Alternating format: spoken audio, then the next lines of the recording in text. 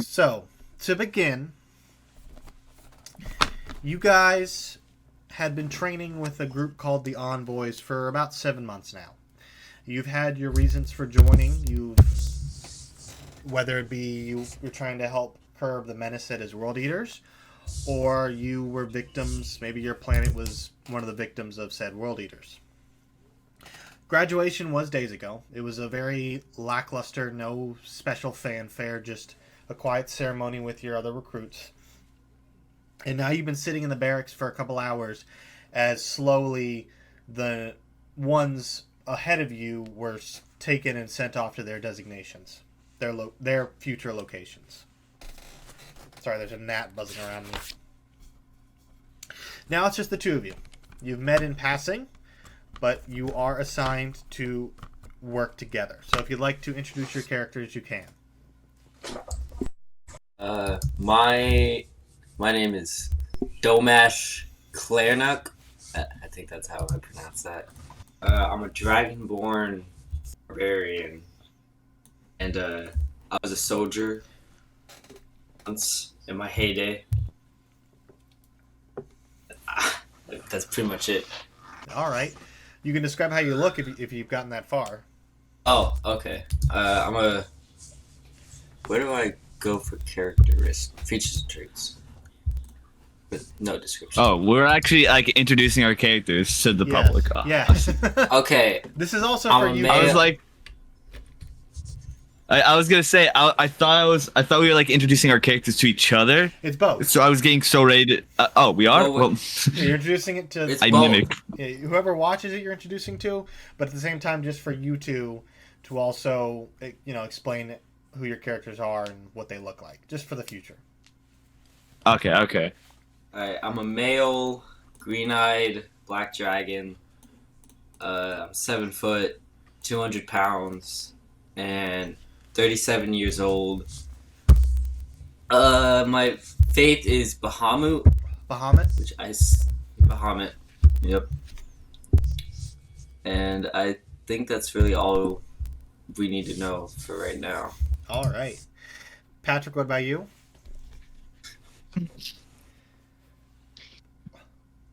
I grew as a Mavel, the Kenku, in search of vast knowledge. No. Okay. The name's What a Mavel, loser. McKenku Rogue. Again, as I said, I am looking for vast knowledge and wealth to increase my own knowledge and strength. And so far, mystery background.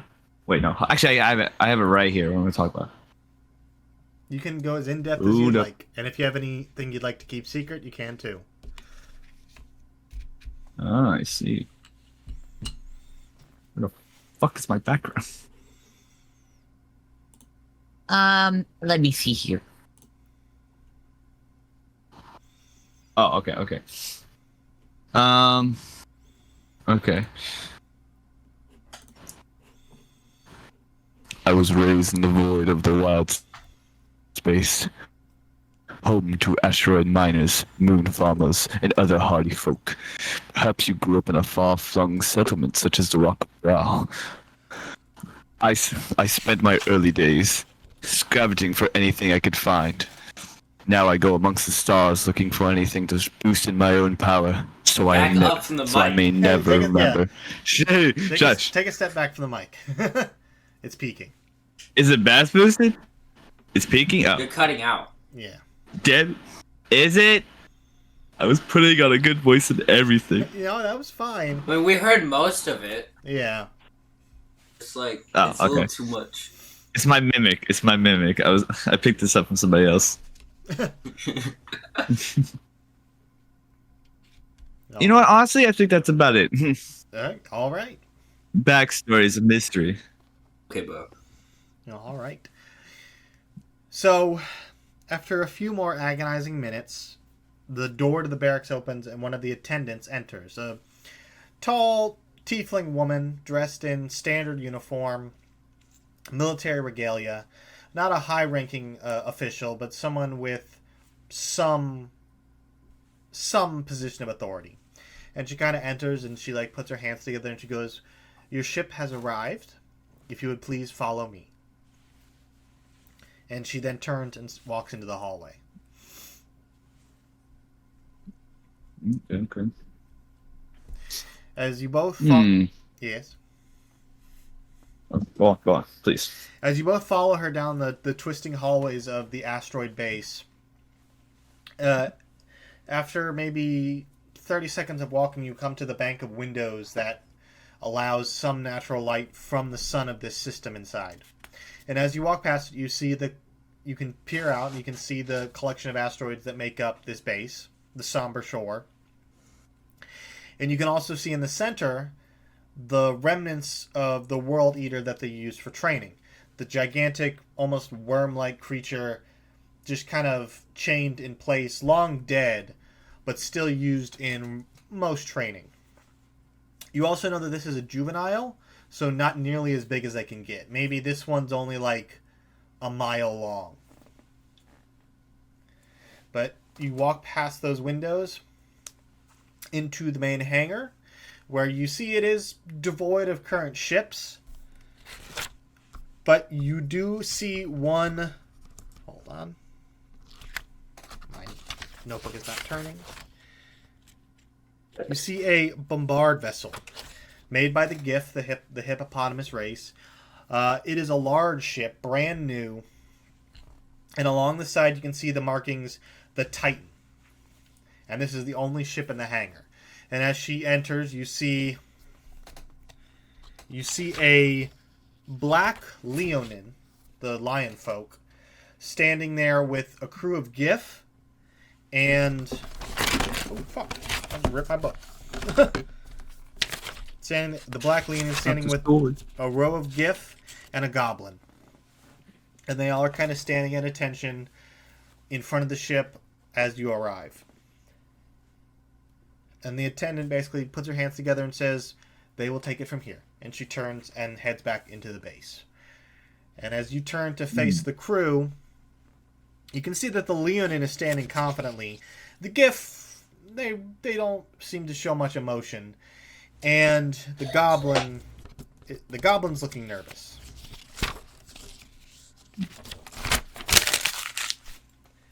But they kind of stand at attention, and the Leonin eventually takes a step forward and says, well, thank you for coming, I suppose. My name is Captain Tiger, and I will be your liaison for this vessel.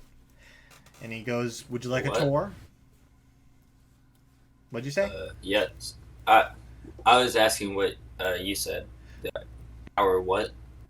Liaison.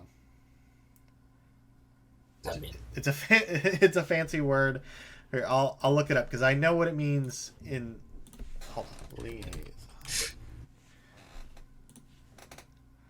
That's not helping. Okay. I don't know what the word means. I can't find a dictionary. Oh, wait, there it was. Great. Wow. Communication or cooperation with facilities, a close working relationship between people or organizations. Basically, it's just a fancy word for he's in charge of the ship, and he goes through you to complete any actions. Oh, okay. But he says, this is the Titan. Yes. Go ahead. No, go on. Yeah. He says, this is the Titan. You'll be taking her on her maiden voyage. We'll be going around this section of the star system, and then we will head off to wherever they need us. That's good. Well, I kind of signal with my feathery bird hand, a thumbs up. Okay. The GIF start climbing aboard the ship through the gangplank. Tiger stays behind and makes sure they all get on board. And you do see they are loading some cargo of crates and large cannonballs, maybe 5 feet across, onto the vessel. You see the goblin, who... pale green skin with dull gray eyes, is dressed in a fine robe and carrying under one arm what looks like a helmet. And he looks very anxious. I approach this goblin. As you approach, he's kind of like, just like, you see him tapping his foot on the ground. He's like got his fingers tinted up. He's tapping between each hand. And he kind of just, he doesn't see you approach. And as you get closer, he kind of jumps. And he's like, oh, hello. Oh, wait, how tall is this goblin? Oh, he's barely 3 foot. Okay, I'm just a 7 foot Yeah, tall. he has to look dragon. up. Yeah, he has to look up to see you. But he's like, go ahead. I'll ask him what he's so nervous about. He's like, well, I'm fresh out of the academy, Spelljammer pilots. I've never actually flown one, not in magic simulations before. And bombards are quite unwieldy vessels. And you do see this is a large ship, mostly made for war. Guess I'll ask him how he did in the training. He says, second in my class, only fell behind by a point, so pretty good. And he like gives you a thumbs up. It's good. I trust you to pilot us on this journey. He goes, and I trust you to keep me safe. And he's like, well, I'm gonna go. And he skips off towards the gangplank, fumbles a little bit, almost drops his helmet, climbs up and gets inside. And at this point, you see the cargo has been loaded, and Tiger is gesturing for you two to get on board. I'll get him. I guess I dash into board. All right. Just full on sprint. All right. You guys board the ship, and it's on the larger side. It's not like some of the smaller ships you've maybe been in contact with. But it is small. It is larger. It's one of the larger types of ships out there. And at the front of the ship is a large cannon that fires large explosive cannonballs and other forms of ammunition.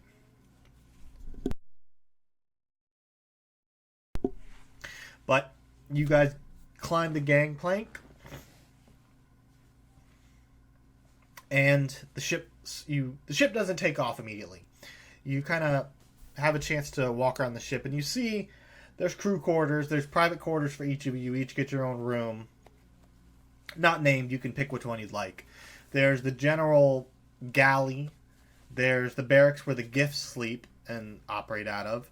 There's the captain's quarters, where Tiger will stay. And finally, the Spelljammer pilot's room, which is where the goblin will stay. Okay. So go to. What was the first option? It was you each had your own private rooms. There's 2 rooms that you can pick from, left and right. They are. I'm going right. Yeah, they're exactly the same inside. Can I race? Patrick for right. Yeah, sure. Both of you make. Oh, can I race? If you're both racing, then both of you make dexterity checks. All right. I'll just use my regular dice. Yeah, it's a D20, and then add your dexterity check. 22. I got 19. I got 22. A nat 20. There you go. You both break into a sprint, and as you're getting close to the door, Patrick, you slip on the freshly waxed wood, and you fall backwards as the Dragonborn takes off, throws the door open, and gets inside first. Damn you! I'll set up all my stuff. Yeah. Yes. The room it's moderate size. It's like the size of a small bedroom. You have a desk in one corner, a bed in the other, and a viewing window that allows you to see out outside of the ship. I guess I'll begrudgingly walk into the left room. Yeah, it's exactly the same, just reversed.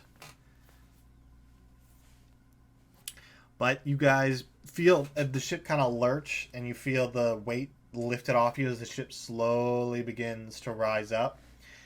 And as you leave your quarters and head to the top deck, you can see you are leaving the small hangar in the side of the asteroid. And as you pull outside, you do see the shimmering veil of the oxygen bubble that encapsulates the ship. And you know it's got enough fresh oxygen to last for a number of weeks. But your journey shouldn't take that long. You know that through proper... As you go through the astral sea, you don't need the oxygen. But going through realm space, you do. Which basically means the planets and the sun and asteroid are all in like its own isolated pocket. And that will be... That you require oxygen to go from planet to planet. But once you leave that little bubble and go into the astral sea, you can breathe as if you were on a planet without any worry. It's all magic. Okay. A lot of funny words, Magic Man. Yeah. This is... But you guys eventually, the ship lurches out, pulls away from the gravity of the asteroid, and now you can see the full scope of the base. It's a number of maybe 12 or so asteroids connected by long chains that hold them into place. The one you just left is the largest of the asteroids. But you do see that there's a number of ships going around. There's a number of, smaller asteroids that kind of get a little too close and then are repelled by some kind of invisible barrier. And then you do see the World Eater once again, basically nestled in the center of this asteroid field that is chained up, and it is long deceased, but it is still chained out of maybe some forlorn precaution. Okay. And you said it's dead? Yes, it's dead. Right. It's long. Okay. To explain it a little better is, as you were training, you would sometimes go inside of it to see the inner workings of these things. Because to explain it, World Eaters they're giant worm-like creatures. No one knows where they came from. They just showed up one day and started eating planets. And you know that the inside of a World Eater is an amalgamation of tiny pockets of parts of the planets they've eaten. So if they say they ate a section of city, if you go inside them, you might find that section completely intact with survivors, equipment, everything. Okay, so it's like the Brainiac, like how he picks up planets. And to an extent, yeah. Basically, yeah. Whatever they eat, it's through. No one knows how some magical transformation or magical pocket realm that these buildings and these settlements sometimes end up intact inside. And basically, the dead one is used as training. Because when you attempt to defeat a World Eater, you enter through the mouth, go inside, and find the heart. That's the basic way to kill it, and you would know this because you received the training. I'm just trying to. Okay. I'm trying to explain it as best I can. It is very complicated. I'm complicated. But you guys slowly drift away from the asteroids as Tiger kind of approaches you, and he says, "Orders just came in. Apparently there's a planet called Harp. It just had a World Eater attack. It's in disarray. We are requested to arrive and offer aid. And if we can, to neutralize the World Eater." Sounds good. Did he approach both of us, or He approached both She? of you. Basically, you guys... okay? You're fresh out of the academy, but you do still hold rank above your crew and normal people because you guys have received the special training. That's why you're level 3. You received the special training. You know more. And if you ever have a question, just ask because generally anything you would have learned in the academy, if you ask, I'll tell you as if you already knew it. Like if you ask, well, what does this do? I'll explain it. Oh, so we're the highest ranking. Yeah, you're the highest ranking on the ship. On the ship. Yeah, you outrank the captain. Oh, okay. Yeah. They're there to serve you. Sure. Oh, okay. This just changed the entire dynamic of this ship. Yeah, so Mhm. Basically, I was gonna say, can I mimic?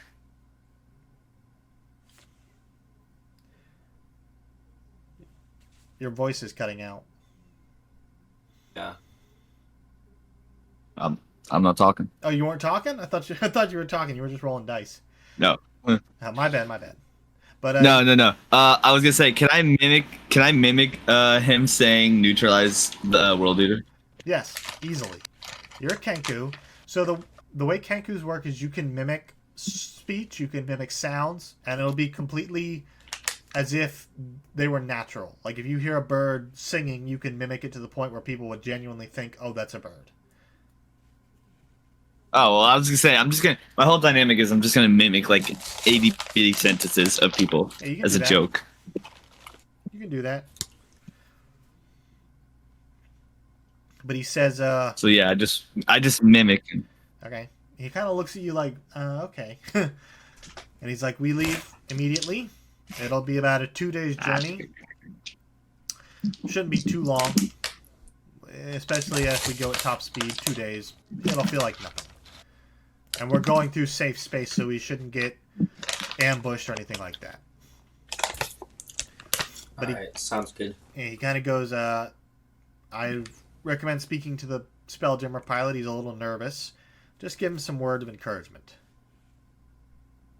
And he kind of turns and heads up to the top of the deck where if this was a normal ship, the steering wheel would be, but for this type of vessel, there's just a podium, and he has well, you can't, if you go up there you can see, but he's just standing at a podium. And you guys would know that Spelljammer ships are piloted by specifically trained pilots called Spelljammers, who wear the helmet and they control the ship like an extension of their body. Okay, so it's like a giant mech really? suit. Yeah, it's like a giant mech suit. Like the second, I guess both of you roll history checks. Oh, history. Yeah, history. All right, so it's the D20, right? D20. Okay, history. Got an 8. Okay, and Patrick. My life is in shambles. What'd you What'd you get? I got a 4, a natural Okay. 1. Neither of you are Neither of you are too familiar with Spelljammers. Your training was more combat oriented to prepare you to go inside these world eaters. You're not familiar with how Spelljammers work intimately, but you do know that there are the pilot controls the ship and that's it. But eventually yes. I was gonna say I was gonna go to the pilot. The pilot, yeah. To him. Yeah. He's below deck, and his room, the basic setup is the second floor is where the galley is, the third floor is storage, and the fourth floor is where the beds are. Between the second and third deck is a small landing with a door, and that's where the Spelljammer pilot is. Okay. Yeah, I'll go there. All right. As you enter, you do see it's a large room, no windows. And in the center is a seat that is leaned back. And you see the goblin is currently sitting in it, eyes closed, with the helmet that he was carrying set on his head. And you can see his eyes are moving under his eyelids. But he almost seems asleep. But you do feel the ship kind of moving slowly. And as his head moves, it moves. And you can kind of gather, oh, he's currently piloting the ship. So I shouldn't bother him, right? You can if you'd like. I'll tap him on the shoulder and like. We're gonna crash. He like you see him like his eyes shoot awake and the ship like lurches to one side. He's like, "Oh, you startled me." No, and the ship eventually kind of it started to tilt and you felt yourself sliding, and then it regains and you're back to normal. Oh God. But you feel the ship kind of ease out, and you see him take a deep breath and focus, and then he kind of takes the helmet and pops it off. And he's like, "What do you need? What's going on?" I was just here to make sure you're all good and He's everything's okay. It's like, yeah, everything's fine. You startled me. He's like, no, it's second nature to fly one of these things, even in simulations. And I'm a little nervous because this is a larger vessel. But I think I got this. Okay. Well, as long as you're sure, because He goes, I'm confident, but if we crash, it's not my All right. fault. what? Better be confident. He's like, okay, back to work. And he puts the helmet back on. I kind of Um, just walk away, like nodding my head, like this guy. All right. I was gonna say, can I like search the ship? Yeah, give me an investigation check. As you search, what are you looking for? An Yeah, investigation. investigate and then tell me what you're looking for specifically, and I'll determine if the roll gives you the information you're looking for. Honestly, any books? Any books? All right, go ahead and roll Any investigation check. any knowledge? I was gonna say any knowledge that can help me Okay. and help yeah. our income encounter. All right. What is that? That is a 16 plus a 7, so that's 23. 23. Yeah, 23. 23. So you search outside of searching the captain's quarters, which are currently locked to you.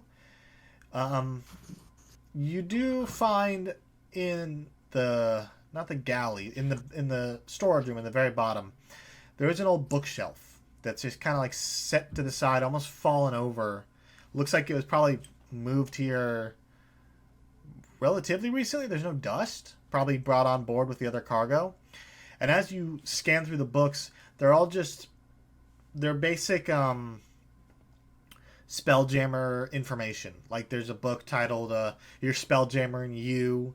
There's one titled How to Fly, stuff like that. It looks like general information on Spelljammers that maybe came from the kobold.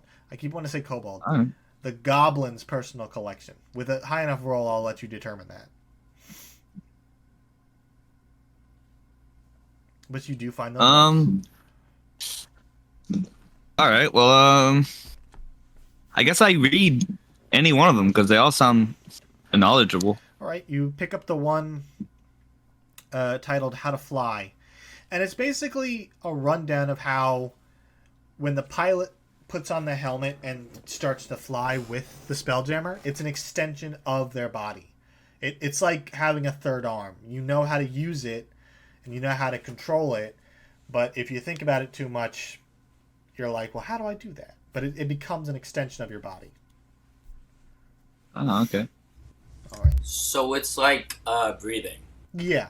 It's like something you know how to do, but if you think too hard on it, you're not going to crash the ship, but it's like you know how it works without knowing how it works. It really is like breathing. Once it comes to your mind, it's all over the place. Yeah. But you do know that in order to be a pilot, you do have to receive some training. But yeah. Okay. But you eventually you can keep the book if you'd like. You can add it to your inventory. Oh, that's cool. So I add it to my inventory. So I'm a hoarder. You now have the book, Scoundrel. How to Fly. There's no author associated with it. I was just stealing okay. this random goblin's books. Pretty much. Yeah, yes. But as you guys are flying, I need you both to roll a d6 for me. Or both of you roll a d20. Wait, hold on. I'm sorry, yeah. Roll a d20, and whoever gets the highest number will roll the d6. Do I just hold on? Add items to your backpack. Oh, should have just fucking hold on. Nat 20. That's How to fly book. There we go. Perfect. all right. All right. Patrick, What the hell am I rolling? a d20. He rolled a natural 20, so unless Okay. you roll a natural 20, he's going to win. Look at the draw. Watch this. I got a 15. 15. I all rolled right. 2 nat 20s in like the first, 4 rolls? Yeah. Oh no, my intelligence is 17. I should be able to decipher if that's a bigger number. All right. But roll for me, Eddie, roll for me a d6 and tell me what you get.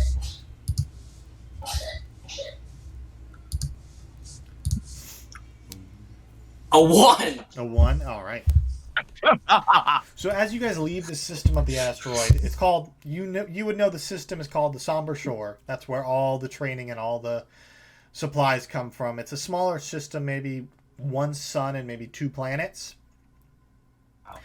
But as you're leaving the system, your ship is going fine. The first couple hours are fine, but as you reach what would be nightfall for you guys on a planet, your internal clock is like, okay, time for bed. Just before you go to bed, the ship kind of lurches to one side and comes to a dead stop. And as this happens, you come to the top deck and you can see this this amalgamation of random colors and almost like a rainbow that's kind of encapsulating the ship, as the pilot, the goblin, has somehow flown you into a small nebula. And it adds a day to your journey as you spend the day kind of trying to figure out how to get out. Jeez, what was the roll for? The roll was to see what you get. Basically, I have a list. I have a list of things, and when you roll a d6, whatever you land on is what happens. They're random encounters. Oh, okay. And by rolling a 1... Like bro gave us a 1. But after about a day of trying to figure out how to get out of this nebula, eventually you burst out of one side and you find yourself back in the astral sea. And then Patrick, hold on, his head's Patrick, you roll a d6 for me as you're taking the second day. Shit. Alright. Try to look cool by catching in midair, and then I missed. Alright, let's see. I got a 6! 6? A 6! Alright. Get swallowed by a black hole. As you kind of take point, you're on top of the vessel, kind of giving orders to the GIF and the captain. You spot in the distance a flash of light. And at first, you think it's almost like a twinkling star. But as you get closer, it gets brighter and brighter until eventually you're right on top of it. And it looks like the remnants of another spelljamming ship. But it's been ripped in two. And you can see supplies floating. You do see corpses, and the ship itself seems destroyed. Where am I? Oh, yikes. Basically, as the yeah, go ahead. I was gonna say, can I roll either investigation or perception and see maybe how it was destroyed? Make an investigation I also check. do that. Or Yeah. is that? As Yes. as you both come to the front of the ship, both of you will investigate. Or give me investigation if you get close to it. Give me perception first. Both of you. Okay. Perception, yeah. All right, first. Oh, thank God. Oh, I have a plus All 3. right, I got a. 19. What is it? Hold on, I gotta do math. I got 23. 23. All right. You both see that Wow. the ship, it looks like it was destroyed from the inside out. Like something inside, Oh. maybe an explosion or something ripped it apart, and the ship is now floating lifeless. You do see corpses of what look to be... Both of you give me nature checks. Nature. Nature. What's my nature? Oh, that's right. Okay. Plus 1.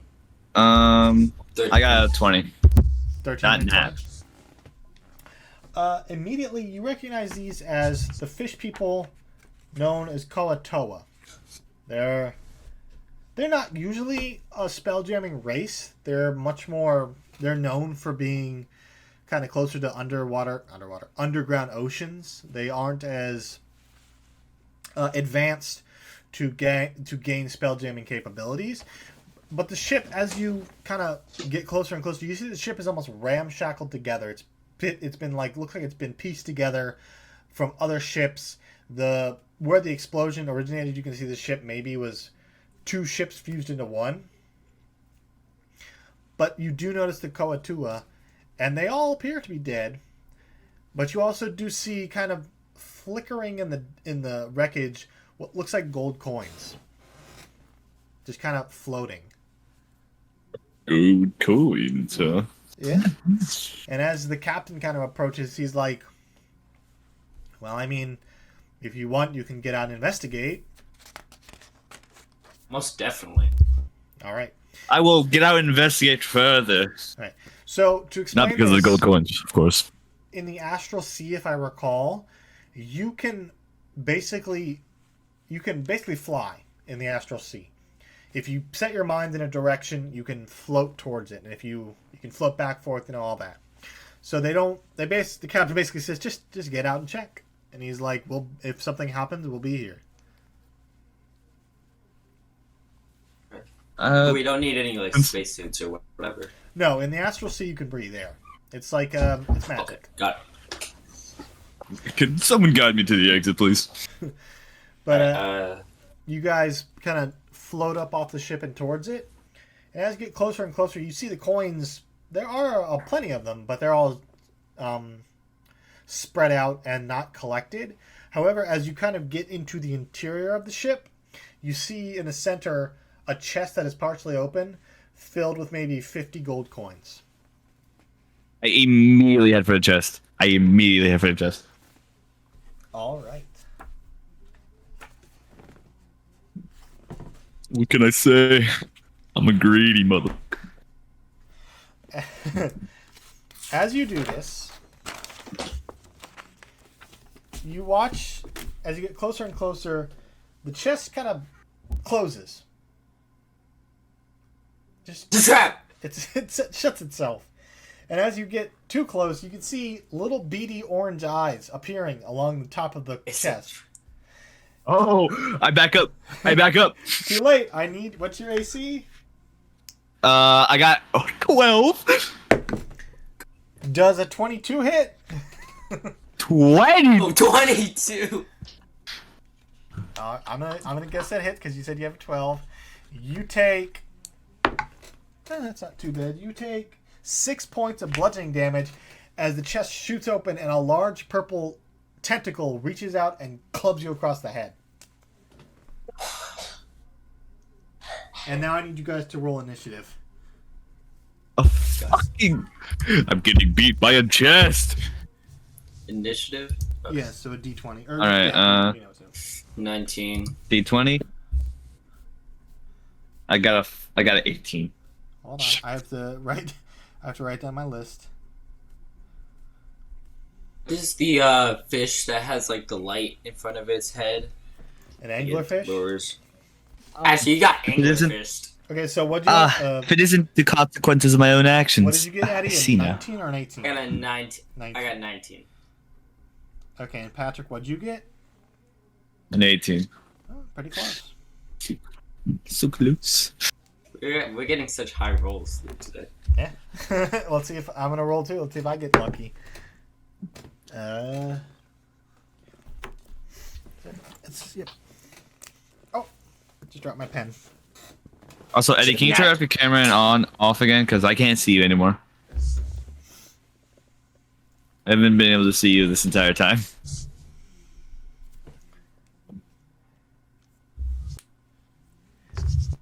All right.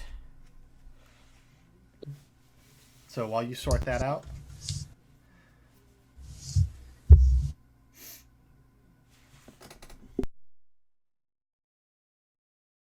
How about now? Did you see me?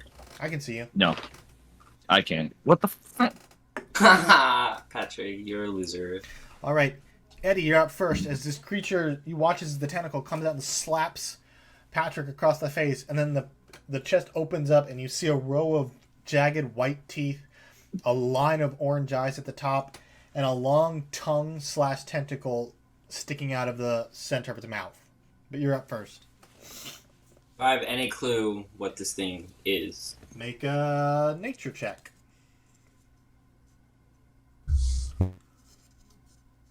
Man, if I could talk, I'd simply just look at him. He's like, does anything about Ten. that looks natural? 10.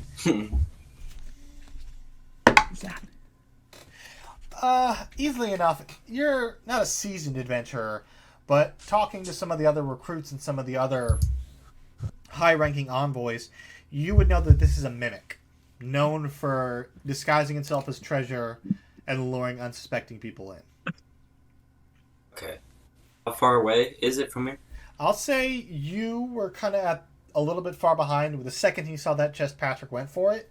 So I'd say you're like 30 feet. Just kind of drifting just outside the ship. Check my movement. It should be. Oh, walk Yeah. 30 feet. Yeah. It's within range. Oh, it is within range? Yeah, it's your movement speed is 30. It's only 20 feet away. Oh, okay. Yeah, I'll go up to it. Go 20 feet to it. And just, what are my actions? You're a barbarian, correct? Yeah, I'm just looking at, my, possible things I could do. I could go into a rage, but I don't know if I want to do that yet. I'll just hit it with my longsword. All right, make your attack roll. Oh. 11. 11? That'll miss, unfortunately.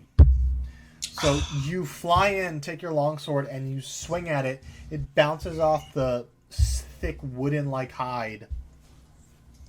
And the mimic just kind of like, you see it kind of like, almost like it's chuckling as it just sits there baring its teeth. Oh, you. You still have shit, Lord. You have a bonus action if you would like to rage. And that will reduce all damage to you by half. Okay. So it's up to you, though. If you want to, I think you get them back after short rests, but I'm not. Long rest. Long rest, yeah, okay. So you'd have to sleep to get it back. But Yeah. if you feel like it's up to you, though. If you feel like it's necessary. How many? We're gonna be able to long rest on the way to the. Yeah, you know, Eager. there's another. Okay. There's another 2 days or another day's journey. Okay. Yeah. I'll rage. All right, you rage, and is that the end of your turn? You bonus action, attacked, and moved. So yeah, Yeah. Patrick, you're up.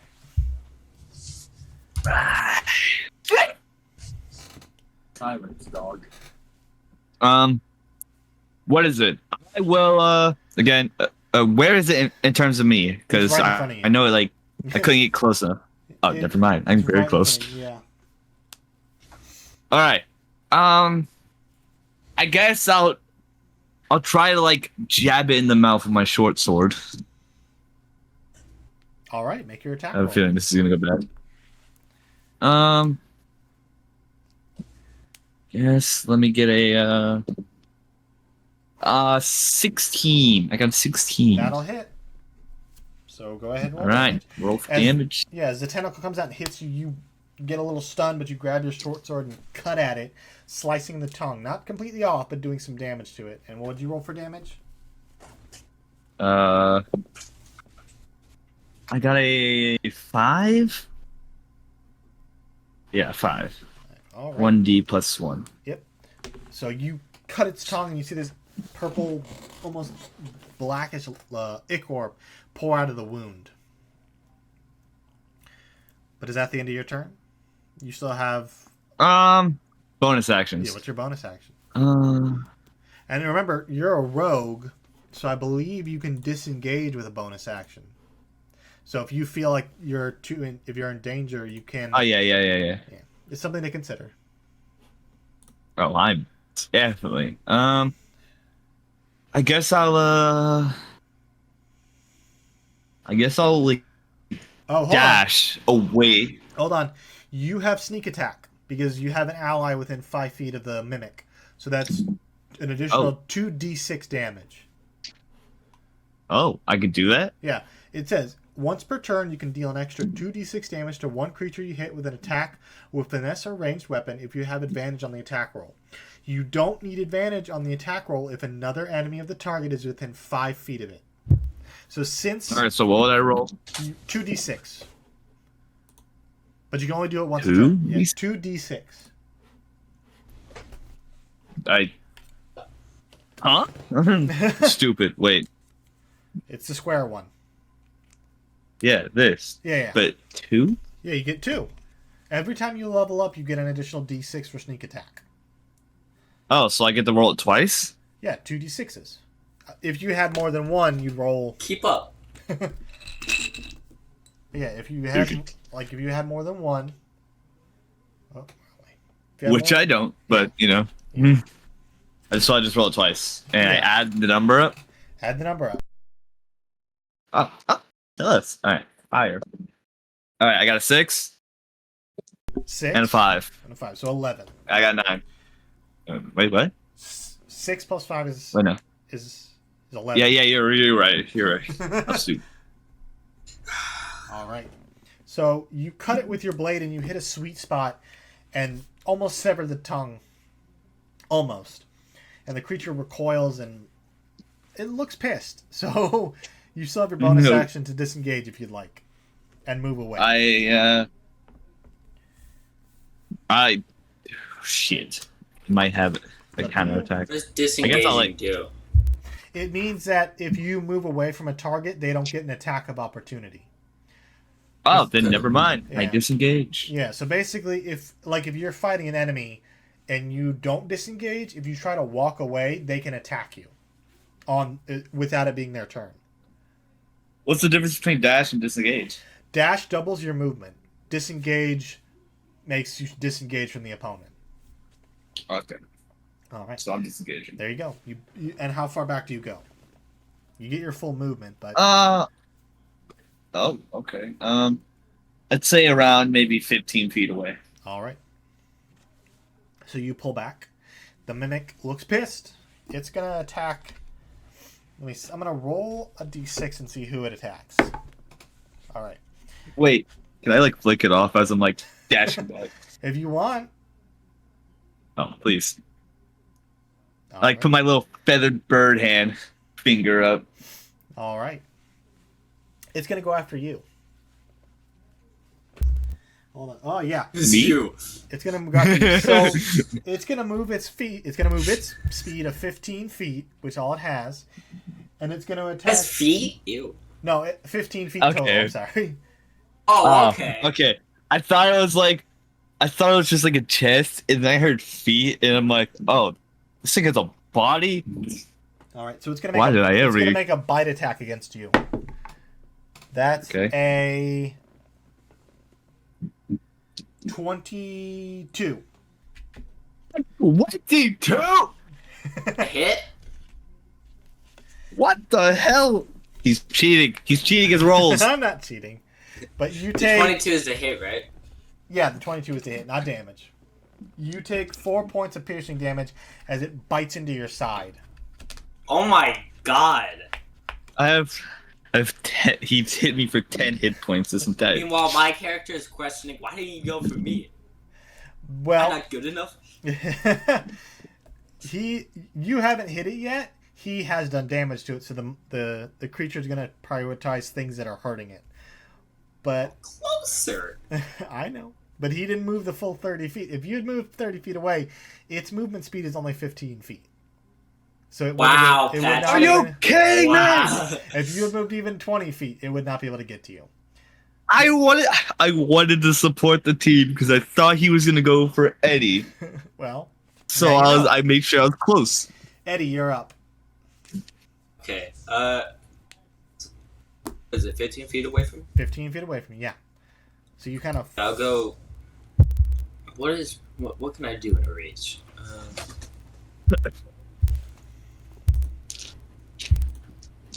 Hopefully get it off my ass. So, basically... Oh, can I not move and then use my breath weapon? Yes. Okay. Because it has a 30. That's a... Oh, that is damage, my bad. Let me... I can open it up and tell you the... Okay, that's a 17 to hit. 17 will hit. Okay, and then I'll just roll damage again, because I didn't mean to. Are you attacking it or are you breath weaponing? breath weapon. So the way that works is you don't roll to hit, I roll to dodge. Oh, okay. So if you can use it, it's a 30-foot range, but it's only a 12 dexterity saving throw, which he fails. I'll use. Yeah. So go ahead and roll your 2d6 damage. Acid damage, which... Is an 8. All right. So you reel back and unleash this torrent of acid that hits the mimic and doesn't seem to affect it. Immune to acid? What kind of... Thank you, Eddie. That's what it seems like. What? You spit the acid at it and it just doesn't seem to affect it at all. I can't believe I just wasted my breath weapon for no reason. You've still got movement if you want to get close to it. Yeah, I'll get up behind it, I guess. All right.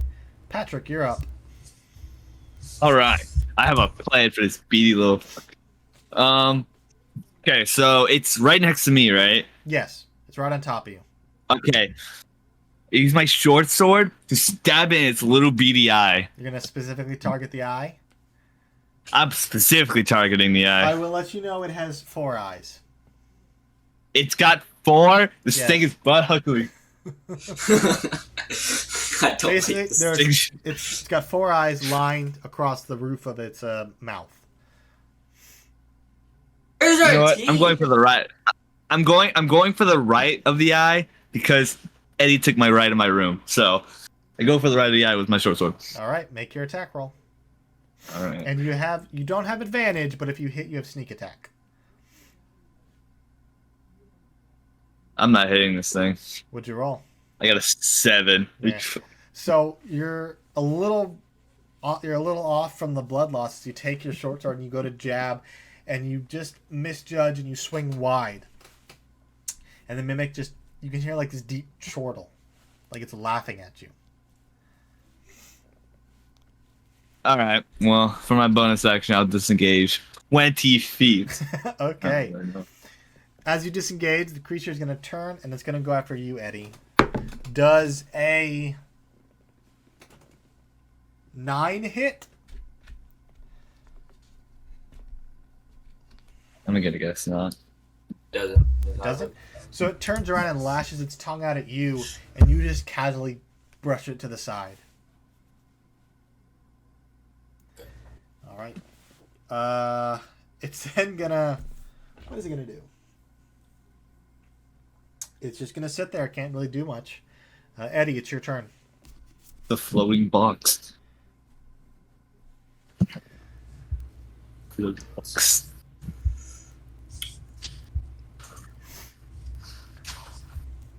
I.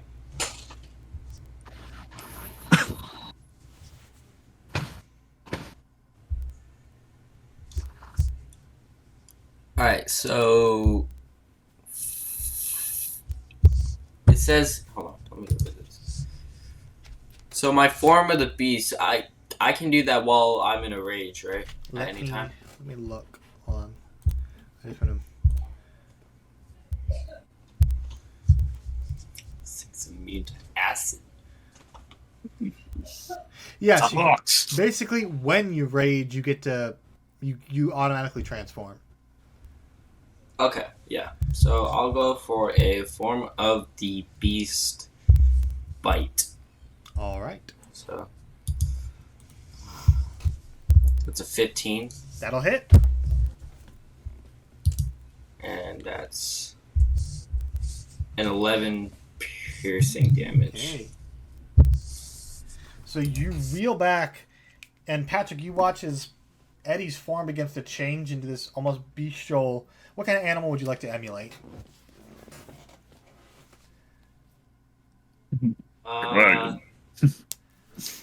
Wolf, I guess. All right, your features become more wolf-like, and you rear back and you sink your teeth into this disgusting rubbery flesh of this mimic, as it lets out a squeak of pain and then tries to rend itself free of your bite. I thought you were about to say pleasure. I was about to move away Please so don't say fast. pleasure, 'cause No, it's squealing in pain. Disengage. I was gonna retreat so But, fast. You still have your bonus action and your movement.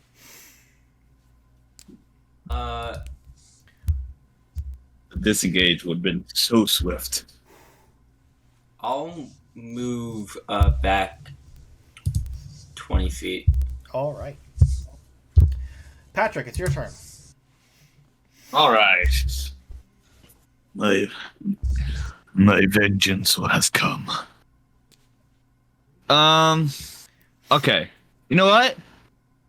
I think I can throw a dagger, right? Yes. Oh, I guess. I'm 20 feet away. Nice. I guess I'll throw the dagger at it. All right. Roll to hit. You do not get sneak attack on this because your ally is no longer within 5 feet of it. So it's just a standard Okie dokie. standard D4 for daggers.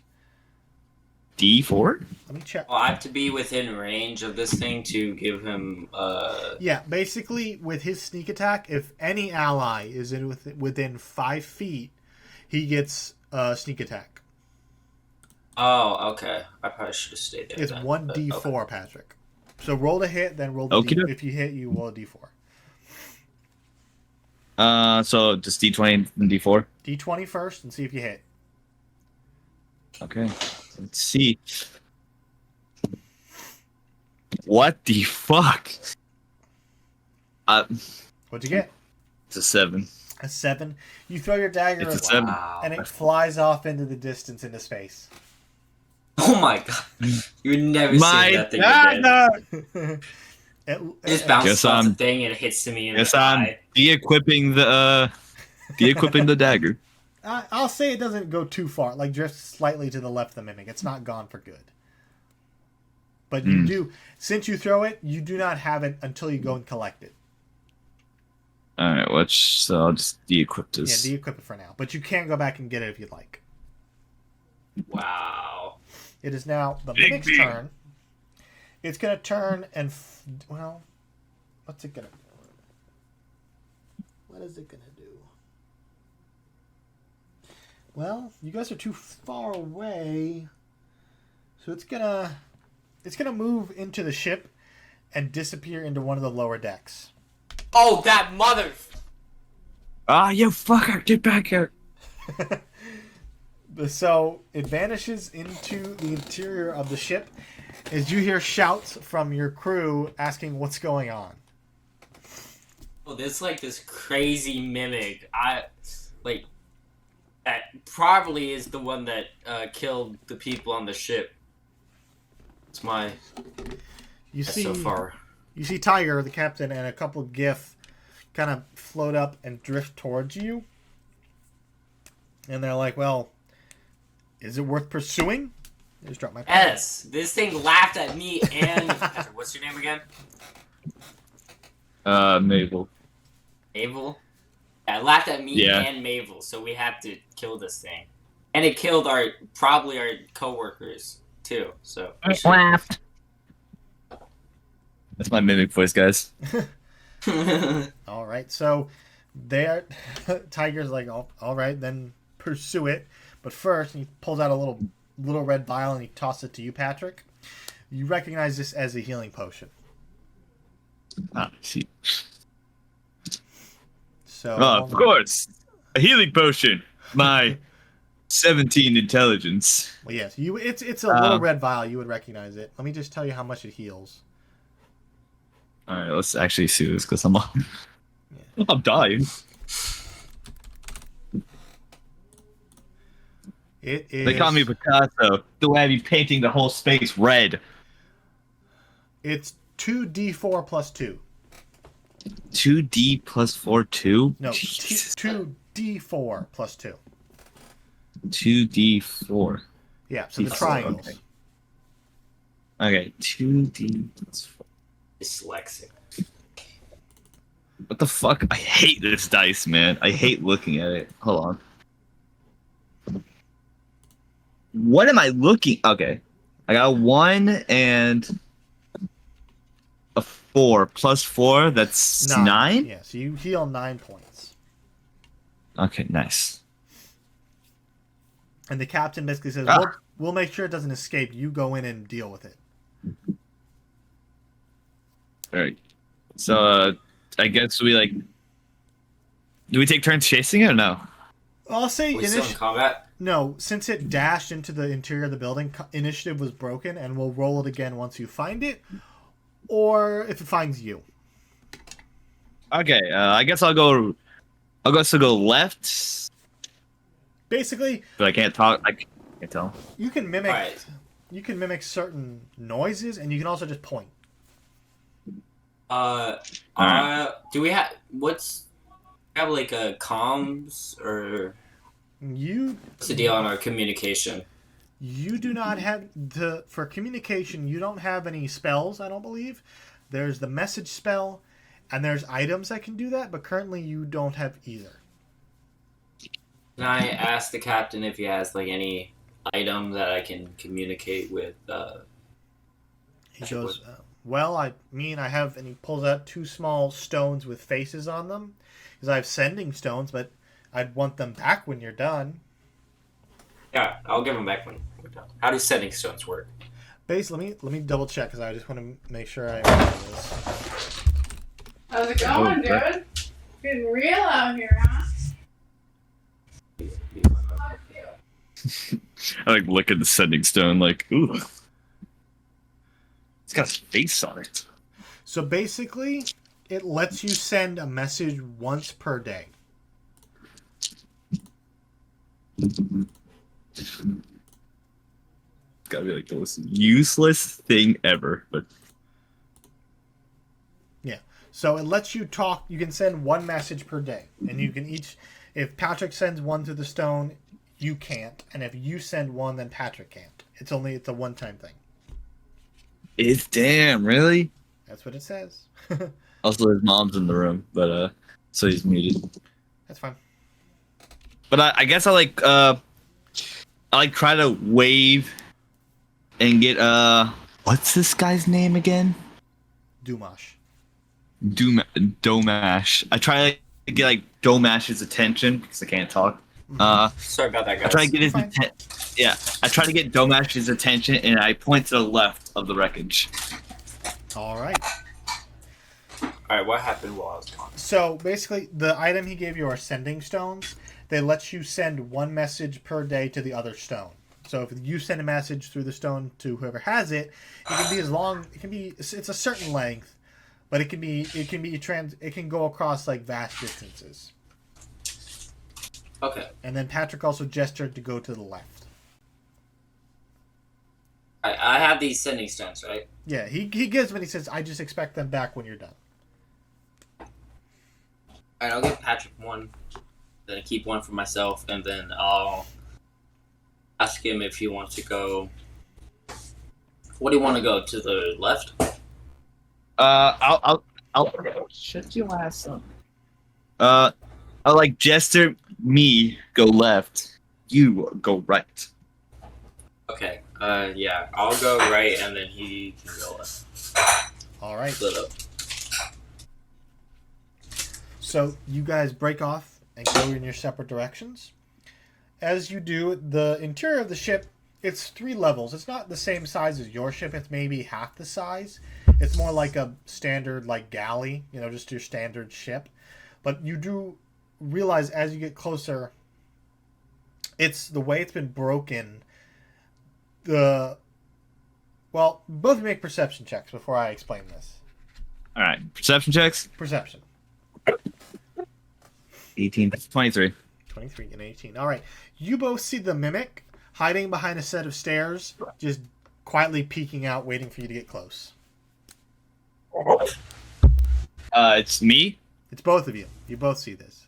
Okay. So basically, at your current position, you'll both come around and meet it at the same time. But it doesn't seem to notice you two yet. It does not notice you two yet. You're too far away. But with those high rolls, you can see it. Well, I didn't roll yet. Oh, I thought you said you got an 18. No, I got. Oh, no. Yeah. I got a 10. 10? Okay, so you don't see No. it, but Patrick, you see it. Okay. I'll gesture again. My character is gonna be gesturing a lot. Yeah. But I like tried to make Domash see the faint eyeballs. Okay. Give me an intelligence check to see how well you translate the message. And Me? yeah, no. You Patrick rolled the intelligence check. Eddie, you roll roll for me a general perception to see at this distance if you can make out what Patrick is trying to convey. Alright, guess 17. intelligence check.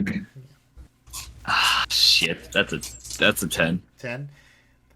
Eddie, you can kind of get what he's saying, and as you turn, you see the back end of the mimic sticking out from behind the stairs, just because you rolled high enough. Okay. So So am I his- still in a rage? I'll say you can still be in your rage. Yeah, it lasts a couple minutes. But you, despite Patrick's horrible guidance, you do see the mimic, and you're both on course to hit it at both ends. Also, Plura guidance.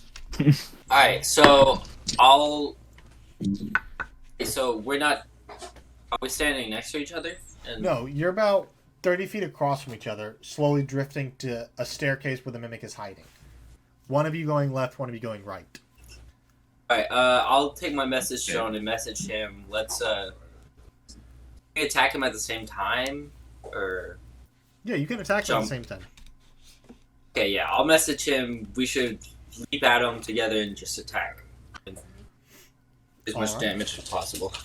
So I'll say you both get a surprise round, which means you basically get to attack it before it gets to go. So as you both close in on it, Patrick, go ahead and make your attack roll, and Eddie, make your attack roll. As you both sneak up. Damn it!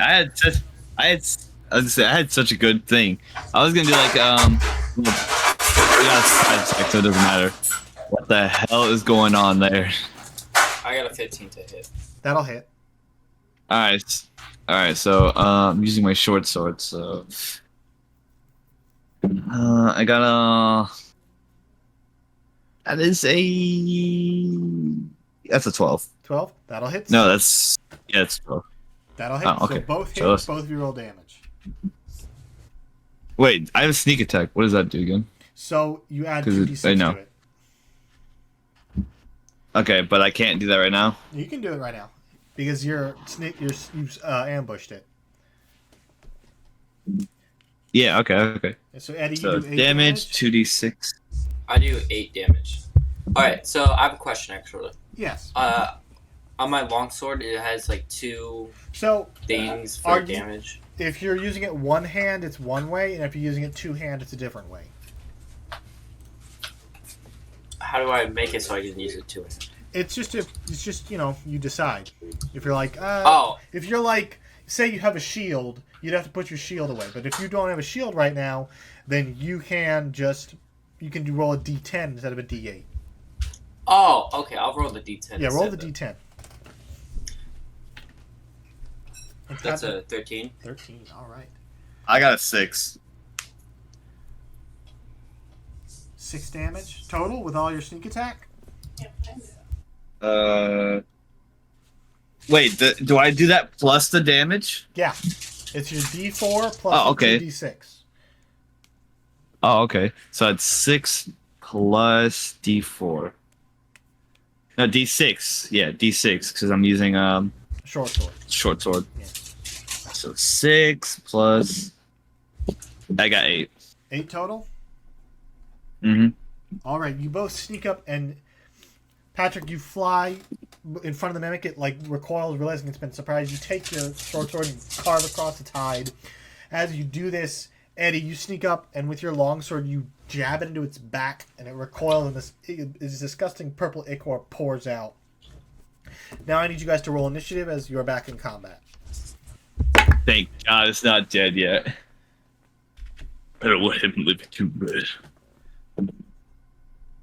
I hate this game. It's an 8. An 8. I got a 2. A 2. Alright, so I'm going with Patrick. All right, Eddie, you're up first. Oh, yeah. I'm still in the rage, right? You're still in the rage, yeah. Okay, so I'll form of the beast claw. All right. So you sheath your sword and you take your hands and you watch as these jagged claws emerge. That's a 6. To hit, that'll miss, unfortunately. So it's a little unwieldy being floating in space. So you go to claw at it and you just miss barely. That's unfortunate. It is now the mimic's turn. It is going to attack you, Eddie, with a bite attack. That's a 13 to hit.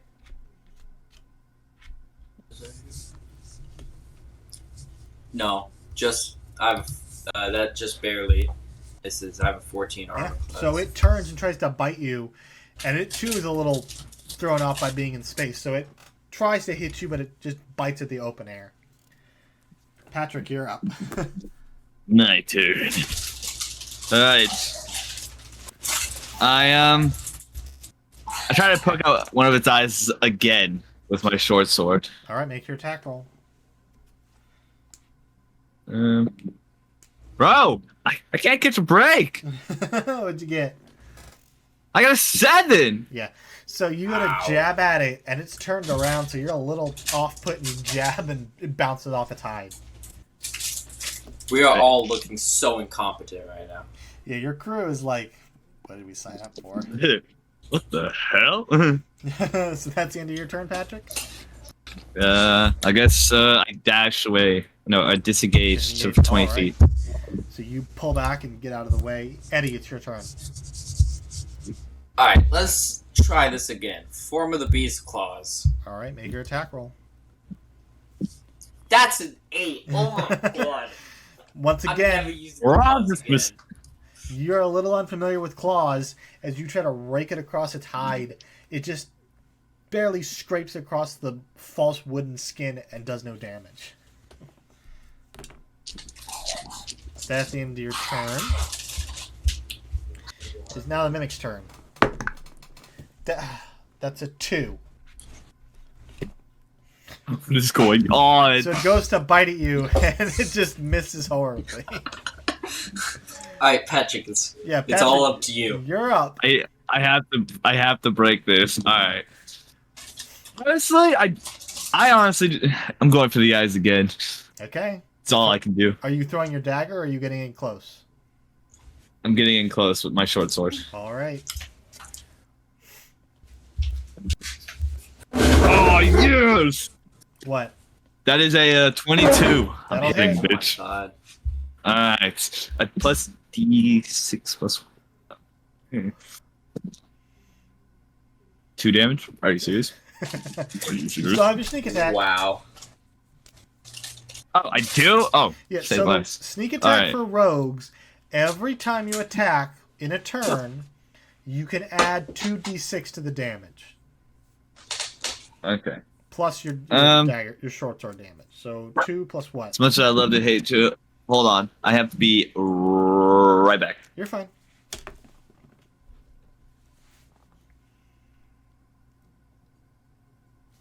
Here, I'm gonna pause the recording. Okay.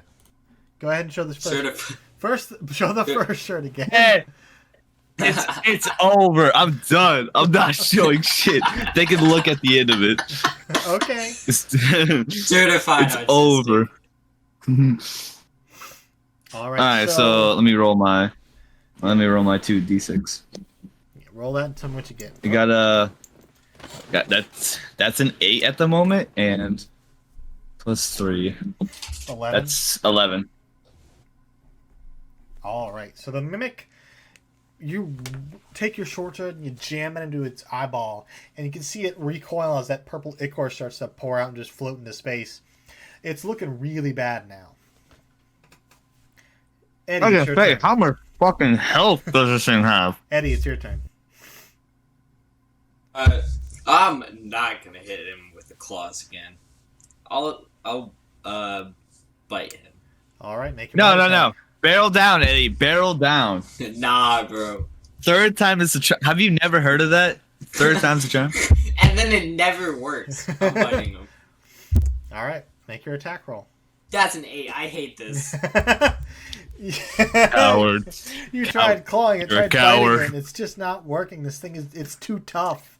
Its hide is like leather. What is this thing made out of? It's made out of flesh. Oh, Disgusting. give me a nature check. and Disgusting. If you get high enough, I'll explain a bit. What? Well, what? A nature check. He's only doing this because we're just failing pitifully. Well, no, A 4. What is wrong with I jinxed us earlier. So you know nothing about mimics.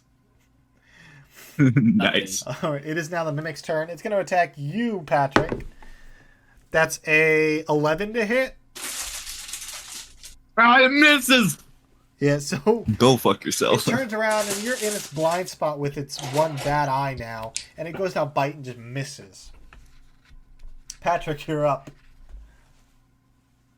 She's the I'll only laugh one who in can response. Please don't make a laugh. You can laugh, yeah. I laugh in response. All right, you Do mimic- the, Oh, Laugh. you can mimic. Yeah, You can you can mimic. mimic it. Noises. Mimic the mimic. Can I? Oh. Make. yeah. I can mimic the laugh. I mimic the laugh. All right, it is your turn to attack, though. Is sneak attack up for grab still? He's within 5 feet, so yes. I'm gonna guess. Nice. Okay. Short sword again. I'm taking out his other eyes. Roll to hit. Taking out his other eyes. Damn it. That's I think that's 12. That'll hit. Just barely. Oh. Oh, sucks to be you, sir. Alright, I got a 4 plus my 2d6. 5, that's 9. 3, 12 damage. 12 damage. You make this mimic. You mimic its laugh, and it turns curiously as you take your short sword and carve out its remaining eyes. Jeez. It flails and its tongue whips back and forth as you kill it. Yeah! Ugh. I didn't do anything in that second half of the fight. And that's how It the was so rolls go. celebratory. That's how the It was so rolls go. celebratory that my mic got muted. Celebration was too much. Also, one last thing. Yes. I laugh at its pitiful face. All right. How, Yes. what's your health at? Mine? Yeah. 23. Oh, okay. I don't think I've taken a hit of damage, right? I don't. Yeah, it didn't target you too often, so no. Yeah, I wonder who it was targeting. Uh, Truly. So, can we explore this ship, Yeah, like, and try to figure out why it exploded? yeah. Go ahead and give me an investigation check, both of you. Before he does that, can I like open up the mouth of this creature and be like, "Where's my gold?" Yeah. Give me a survival check as Eddie. You give me investigation. Survival. Okay. 17. I got 20. 20. All I got right. a 10. 10. So Eddie, you get kind of lost in the wreckage of the ship. Why am I so stupid? It takes you like 20 minutes before you find your way out. But with that low, even with that low, you do see scorch marks, like from fire. And you can kind of guess that some kind of explosion ripped the ship in half. Patrick, you open the mimic's jaws to find fleshy little gold coins. And as you try to collect them, you grab them and you pull them. And they stretch out as part of the mimic. And as you let go, it slowly sinks back into place. All that for nothing. I like kick it away into space. Yeah, you kick it and it cartwheels out into the abyss. And I do a little one last bird middle finger as I Alright. try to regroup with Eddie. Bird is literally giving him the bird. Yeah. The bird is the word. Bird is the word. All right. Bird is the word. So, I guess that's it. all right. You guys drift back towards your vessel, and you see the captain waiting there, and the GIF kind of. They look like they're loading in some of the foodstuffs that was left from the wreckage of the ship. So you guys have extra food now, just in Whoa, case. I'm glad you guys found something cool. They're like, well, thank you for killing that mimic. For nothing. He goes, well, climb on board. We have another day's travel before we reach Harp. Just to clarify, that was the in-game boss for the campaign, right? Like after that, it's all smooth sailing. Sure. Sure. World No. Eater 2? Jesus, that thing was tearing us apart. All right, but you I'd rather guys, take on 10 world eaters than another mimic. you guys get back aboard the ship. The goblin takes control and it drifts away from the remains of that ship. You see Tiger filling something in his notebook, and he says, I'll make a note to the scavengers. Maybe they can find something of value. Yeah, I just had the thought. Yes. He's a Leonon, right? Yeah. Leonin? He's a lion folk. And his name is Tiger. Yes. And You went entirely the wrong species. his fur is jet black. Pick a race. Pick a race, bro. What do you want to be? For the last day, I will roll a d6. All right. So as you guys are getting closer and closer, within a few hours of arriving at the system Harp is in. Hold on. Do we long rest? Yeah, you get long rest. I'm sorry. Yeah, you guys get a full long rest. So I believe you can just hit the long rest button and it does everything for you. Alright.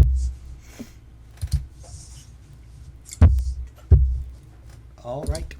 But you guys, as you're getting closer and closer, you see in the distance another flash of light as another Spelljammer ship kind of crosses paths with you. And they don't look hostile. They look like just another, run-of-the-mill ship. They kind of see you as you get closer and closer and you're about to intercept. You see them stop and let you go by. And as you do, nothing eventful happens.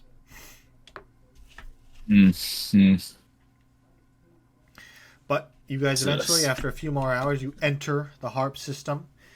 You see two stars, one much larger than the other. And as you get closer and closer to the planet, you can see the planet itself looks intact, but there are giant holes burrowed into continents that just disappear into the remnants of the planet. It still has an atmosphere, and it's still standing. But you can I'll be see- honest. Yeah. Don't look right. You can see the markings of a world eater, and you can see you were trained. The world eaters don't completely eat a world.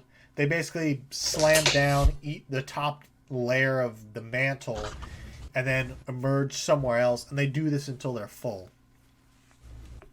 But as the captain kind of approaches, as you get closer and closer, he goes, "We'll be landing in a part of the Harp that is a larger city known as Mika. Known as Mika.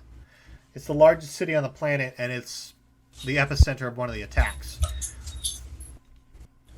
We'll be landing shortly, though, so please be prepared. And before you ask, we are not taking any refugees. We don't have the supplies. There are other vessels already doing that." I just remembered. What? We found like a really cute one. No. I left my dagger back there. Yeah. Your dagger's gone. You have to. All right. Well, guess Yep. Guess that's gone. All right, you can buy a new one. As soon as I heard, please prepare your things. I'm like, I Did you feel bring a like I'm backup? and a dagger. Okay.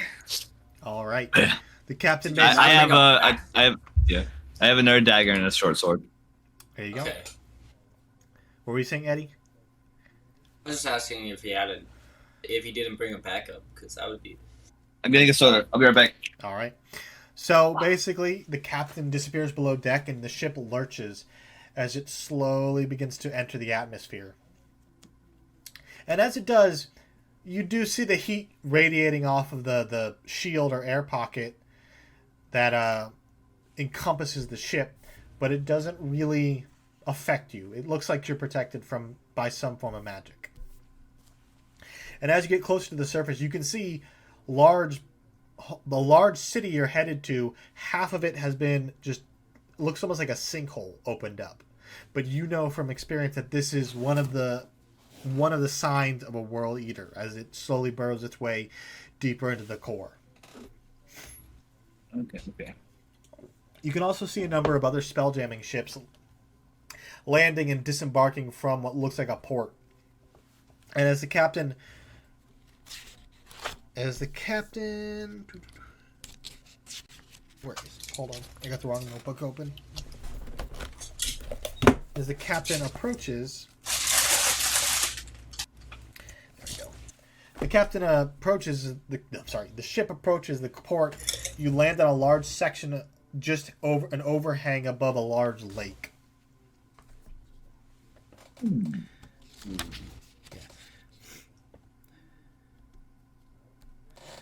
And as you land, the GIF throw over ropes and drop the gangplank. And as you disembark, you do see you're in a section of the spaceport. It's connected to the other parts, but it's a little higher up. And it looks like some refugees are kind of like clambering towards you guys, but they get stopped by guards and redirected to other ships.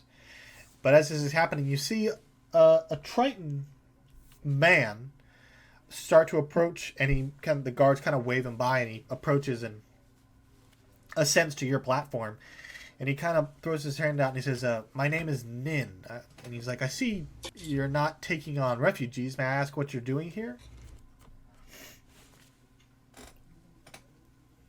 Hold on, let me. I kind of like point to Domash because Yeah. if you want to talk, he'll be your guy. We're here to kill the world leader. He goes, "Well, fantastic."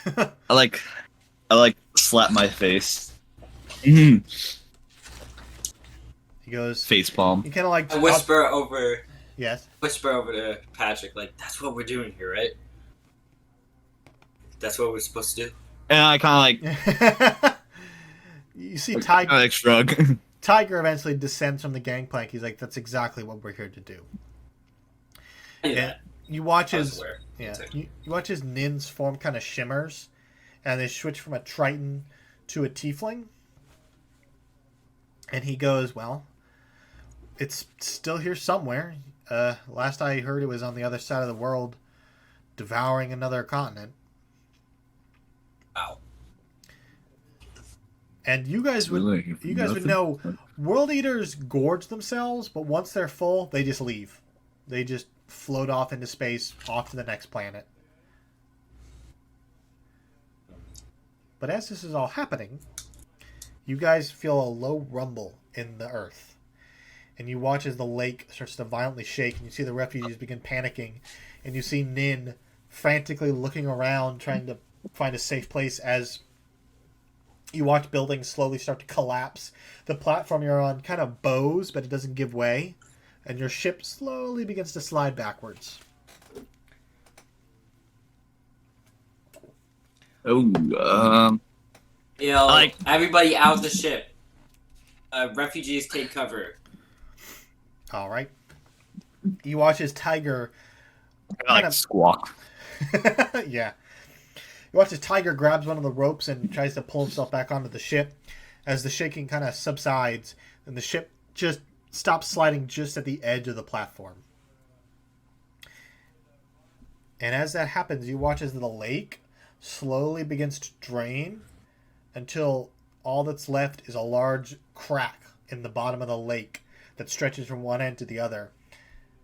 And everything goes silent. And you see the refugees, they stop screaming, they stop panicking. And everything just goes calm. And then you hear Tiger shout from the boat, from the ship, to get back on board. It's coming back. And at this point, Nin, I now run chief, back on board. You guys scramble back up the gangplank as you feel the ship lurch into the air. And as it does, you see Nin run down to the refugees, and so they've scattered a bit trying to find shelter as more buildings start to collapse. And then the shaking starts to pick up again. And you watch as the platform you were just on caves in and crumbles to the ground as a number of people go with it.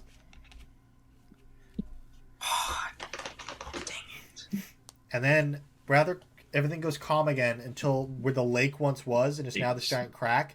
You watch as the ground caves in like a sinkhole, and this large worm-like creature begins to emerge. And you recognize this immediately as a juvenile world eater. Not as big as some, but still quite large. Big, maybe 300 feet from top of the mouth to the bottom, as it slowly snakes its way out of the hole and up into the upper atmosphere. And you guys are kind of me just looking up how big 300 feet is. But you recognize this as a juvenile, still dangerous, but not as bad as an adult. Manageable. Manageable, yeah.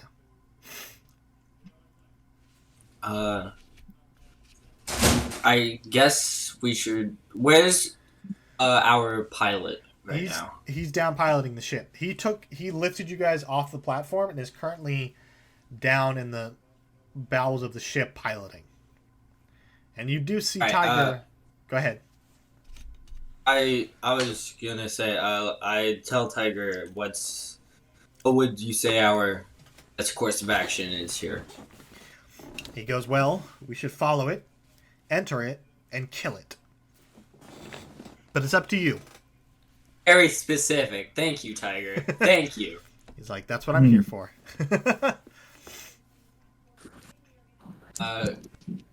Yeah, I guess we should probably follow it. How would I communicate that to our pilot without almost crashing the ship?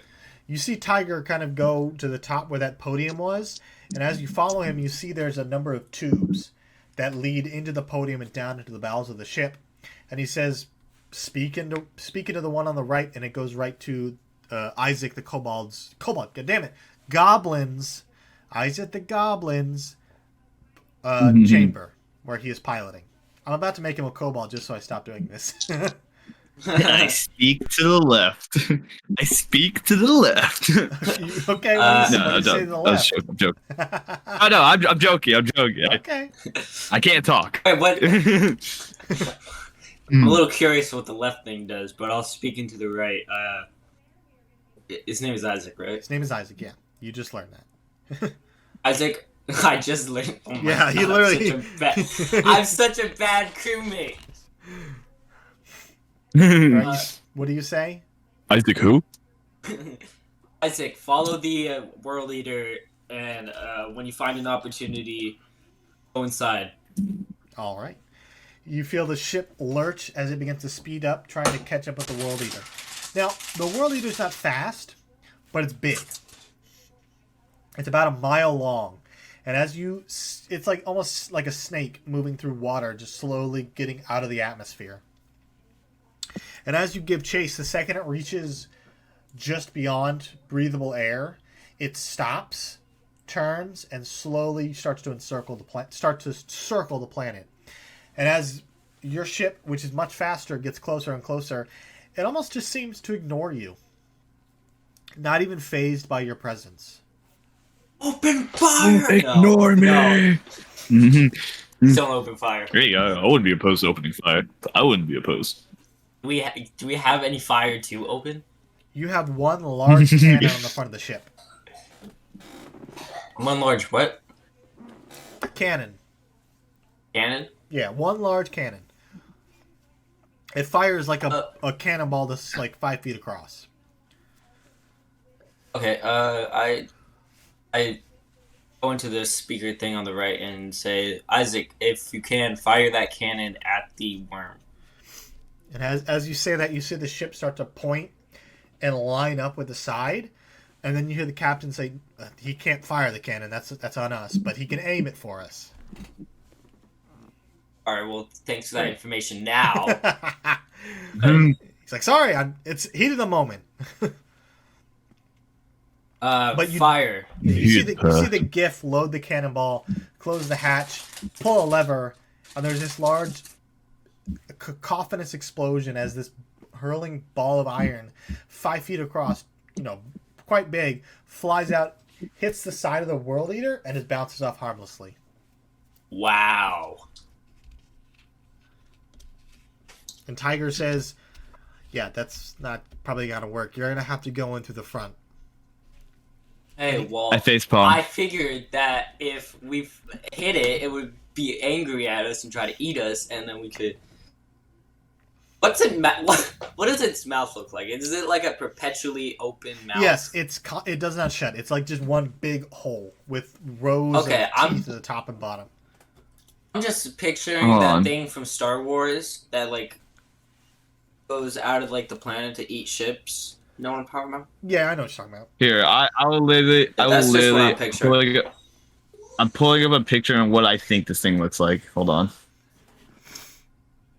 One second. So, let's just, as fast as possible, get into that mouth and kill it. Alright, Tiger says that's the plan. He shouts into the right to navigate to the front. Oh, excuse me. And you feel the ship gain speed and arc to the front of the World Eater, which, again, both of you give me perception checks.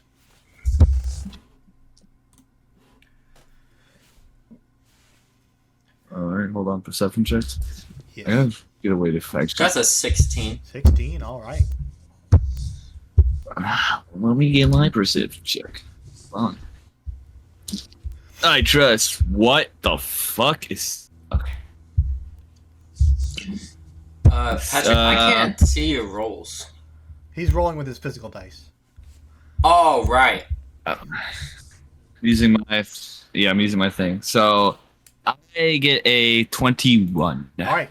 You both, as you careen to the front of the World Eater, you see it is a juvenile. It's not completely developed. Its mouth is huge, but you see the teeth are almost like dull. They're not as jagged as an adult. You also see it has 2 large eyes on either side of its maw, but one of them is currently closed, the one that you're coming along the side of. It looks like it might have been wounded previously. Oh, interesting. We shoot a cannon at its eye. You can if you'd like. Yeah, let's do that. All right.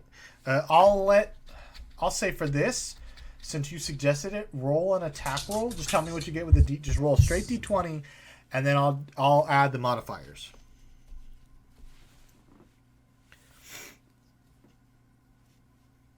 Oh, if you look in memes channel, I sent you what I think this thing looks like. Kinda. That's what I'm picturing.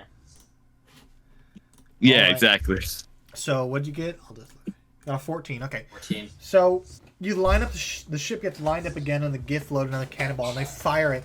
It hits the eye, and you see this disgusting like green discharge just spray out as the World Eater like recoils. You watch as the eye slowly opens. It turns and starts heading towards you. Yes! As the Into ship, that I'm sorry, mouth! I don't like. you don't like it.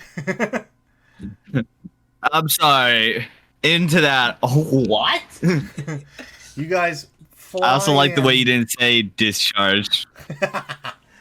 You guys enter into the mouth, and immediately everything goes dark. And you see Tiger. You don't see anything, until flashes of light emerge on the sides of the ship, like little, almost like little fire torches, but they're ethereal. They float on the edge of the ship.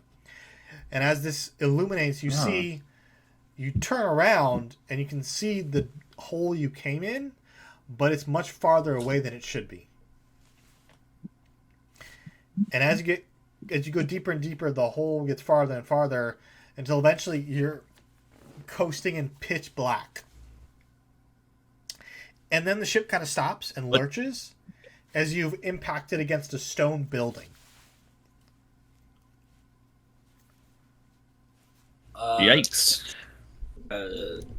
How hard is this impact? It's like a ship gentle. damage? It's like you were going slow enough that it's like a gentle bounce. It doesn't do any damage to the ship. Okay. But you guys feel it. You like lurch a little bit, and you hear the captain say, "I believe we've arrived." No, opposite, but okay. We have like, can we park the ship somewhere? Yeah, he basically he shouts into the tube to descend as the ship slowly lands on a large stone. Looks like a small courtyard. Okay. Do we have torches? Do you have torches in your inventory? Let's check. You ask yourself that question. Well, I was just thinking since we're on a ship and all, you know. Well, yeah, there's light. If you ask, he can provide torches. I have a torch. Do I have torches? Check. I don't have. Wait, no. I have a torch. I have 10 torches, actually. There you go. So you guys, Man, you have 10? you ignite your torches, and you see you've landed in a courtyard, and ahead of you is a small 2-story house, relatively intact, surrounded by this sickly orange flesh.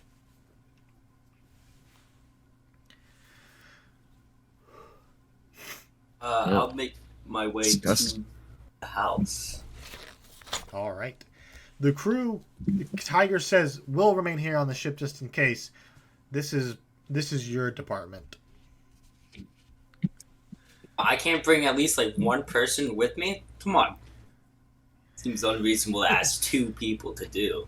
Because you're trying Should to I mention I'm also staying in the ship? I'm staying in the ship.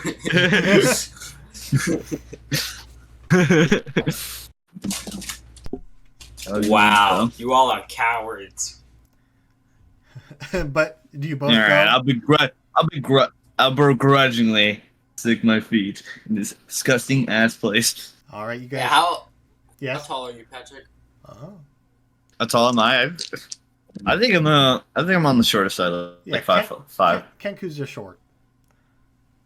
5 foot? Yeah. 5'5". Can I I'll pick up Patrick and kind of put a fireman carry him. All right. Can I not do that? Can I not do that? Both of you get Patrick. Give me a strength saving throw. Eddie, give me a strength check. Are you kidding me? Okay, hold on. So strength 17. Oh my god!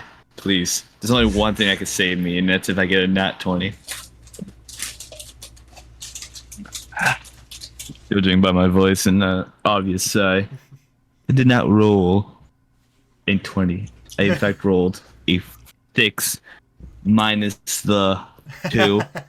Yeah, 4. All right. So, as you protest, Eddie picks you up, descends the gangplank, and you guys are in the courtyard. It's eerily quiet. There's no wind. There's no animal noises. It's off-putting. It's almost like you've entered another realm. The building looks familiar to you. You recognize it as a building, but the rest of the space is sickly orange flesh and just unease. But the 2-story building is ahead of you. Okay. I'll head towards the building. All right. Patrick can't really make much of a protest. Nope. As you enter, the building is kind of like at an angle. It's like shifted slightly, so all the furniture is slid to one side of the room. But as you enter, there is a fireplace still going, as little bits of smoke billow into the room. Looks like the chimney has collapsed, however. Yikes. I'll call out if is anybody here? You don't hear any calls back to you, but you do hear what sounds like stone scraping against stone, slightly coming from the back door to what looks like an alleyway. You hear stone scraping on stone and then silence. I see one mimic, I swear. I swear I'm leaving. I'll approach the noise, cautiously. All right. I will get the fuck out of his hands. All right. Do you let him down, or are you gonna continue carrying him? I drop him. You drop me? I'm carrying him in my arms like a damsel in distress, and then I just kind of drop him by weight to the noise. Can I roll initiative to throw a dagger at him? If you want. Tempted. All right, but are you both stealthing, or are you just gonna? You're trying to approach quietly? Yeah. Both of you roll stealth checks. Yes. Alright, stealth check. That is it. Could I have advantage? 19. You don't get advantage, but what did you both get? Aw. 19, and what did you get? Oh, 19. So Bro, we both got 19s. All right, so you both kind of quietly, you begin walking towards the sound as the back door is open and ajar. It looks like it's almost busted off its hinges. And as you walk out, you see in the alleyway dozens of corpses lining the alleyway. Some of them look partially burned. Some of them look like they've been crushed by fallen debris, but they've all been collected here. Interesting. But you don't see. I'll roll can I roll an investigation check? Yeah, go ahead. I'll also roll. All right. Can I also roll? Yeah, Investigation. Go ahead. I got a 14. 14. Nat 20. Nat 20. +1. So- What the fuck is wrong with you? Eddie, as you kind of scan the alleyway, you kind of see movement just above you, quite quickly. Patrick, you don't notice this. As you step forward, and all of a sudden, from the rooftop, a large stone statue begins to fall in your direction before righting itself, and you see two large wings protrude from either side as it lands in front of you, Patrick. Is that a gargoyle? And Oh boy. it is gonna hit. It's gonna attack you for a 13. Yeah, but that barely hits. You take 4 points of piercing damage. Oh, I gotta roll twice. So 4 points of piercing damage, and the other one doesn't hit. It's like, ugh. So you watch as this, and you're right, it's a gargoyle as it lands in the street, takes its two claws and rakes across you. And I need you guys to roll initiative. Jesus. All right, initiative. Can you, tell us about gargoyles 14. at all? 12. 12. Yes, I'm better. What'd you get, Patrick? I got 14. I got 12. Yeah, since you guessed correctly this is a gargoyle, I will give you a little bit of information. They're hardier than some creatures, and you know for a fact they're immune to poison damage, and they have resistance against non-magical weapons.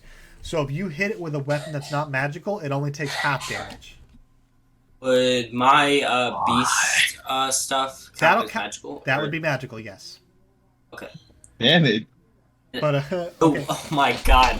2 creatures that are good against acid. That's crazy. Well, no, poison. Acid is different. Oh. Yeah.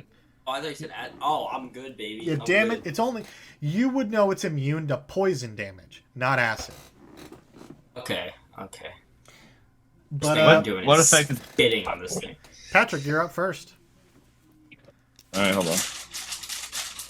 What effect does acid have on things? It's a damage type, and I believe I'll look it up real quick. I don't know if it has anything special.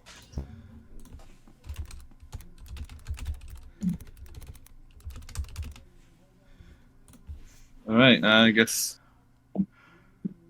I'll Yeah, it's just take it damage. away. It's just a damage type. It doesn't incur anything special. Now it's right next to me, right? Yeah, right in front of me. it landed in front of you. And I don't have sneak attack because Eddie's not near Yep. us. So near it's, me. it's just a straight attack roll. You only get your D6 short sword. Short sword it is, baby. I rolled to hit. 17 plus a 3, that's 20. That'll hit. Roll damage. Alright. D6. 3, but it takes half that damage. Yeah. So round up. I'll give you 2 damage. Alright. Well, that's the thing. I round up for you guys, which also means I round up for enemies. Also, Patrick, get your feet off the camera. Like, All right. ain't nobody want to see that. I didn't show my feet. I didn't show my I legs. literally saw your feet on the camera. Eddie, you're up. Okay, I'll go into rage. All right. You rage as you rush forward towards it. Yeah, and hold on, let me actually. All right, and then I'll hit him with. How far away am I from this thing? You're right in front of him. The alleyway is only 30 feet long and 15 feet wide. I'll hit him. I'll use my form of the beast tail to hit. All right. And I roll a dirty 20. That'll hit. We don't need to know if the 20s are dirty or not. That's 5 piercing damage. All right. So you take your tail, you whip around and smack it, and it gets caught off guard. It didn't see you. It saw Patrick. You catch it off guard, but it rights itself on its back legs. Its wings unfurl. And is that the end of your turn?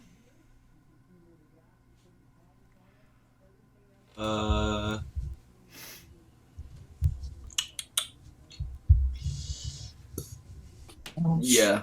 All right. It's gonna target you. That's a. Hold on. That's a 2. So 6 to hit. Eh? Does a 6 hit you? I don't think it hits you. No. No. And the other one classic. is hold on. That's cocked. The other one is a 11. Doesn't No. hit, so. All right. So you catch it off guard with your tail, and it rears back, and it takes its claws and tries to rake you across. It doesn't work. It tries to bite into you, and you just knock its head away. But that's the end of its turn. Patrick, you're up. Alright, I'm up. Time for a short sword hit. I like, so it's a gargoyle. Does it have a tail or not? It has a tail. Alright, I'm going for the tail. All right, go ahead. Short sword hit, go for the tail. That's not hitting. What'd you get? That is not hitting. I got a 5. That won't hit. So you're a little caught off guard. This thing surprised you. You see its tail, and you go to swing, and you just go wide, and you miss it. Alright, guess what I'm doing, fellas. Disengaging to about Alright. maybe 25. All right, so 25 feet. you head back towards the house, but you get far enough away that it's not gonna. It probably will have to actually move to get to you. But that's in your turn. Hopefully because I miss, he doesn't go for that miss. Eddie, you're up. I will hit him with my breath attack. All right, oh yeah. So I have to make the save. It's a dex save, right? Let me check. Yeah, it's a dex. It's Uh, rolled 12 or higher. hold on. That was cocked. Oh, that doesn't count. That's a natural 1. Dude, let's roll. Nice. So it's caught up. It's watching Patrick flee as it turns to you as you unleash your acid damage. How much damage?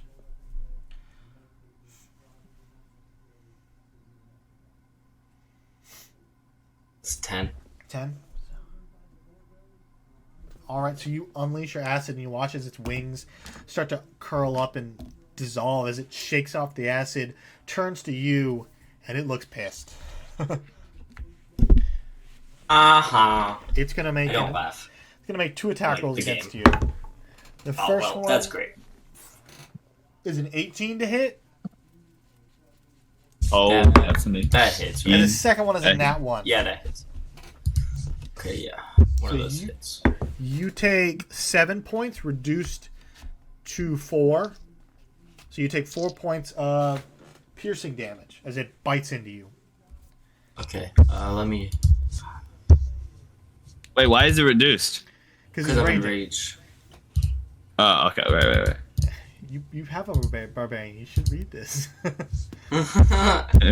Well, I didn't know he was in rage, and my guy has yet to rage. I know. I'm messing with you. He's a calm barbarian, if that even exists. That's the end of its turn. Patrick, you're up. All right. Back for the tail, baby. You're gonna move Back into for position the to fight. tail. You're gonna move towards it. Yes, I'm gonna move towards it. All right, make your attack roll.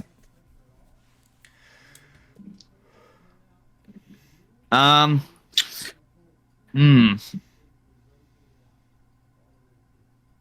That's What? not hitting.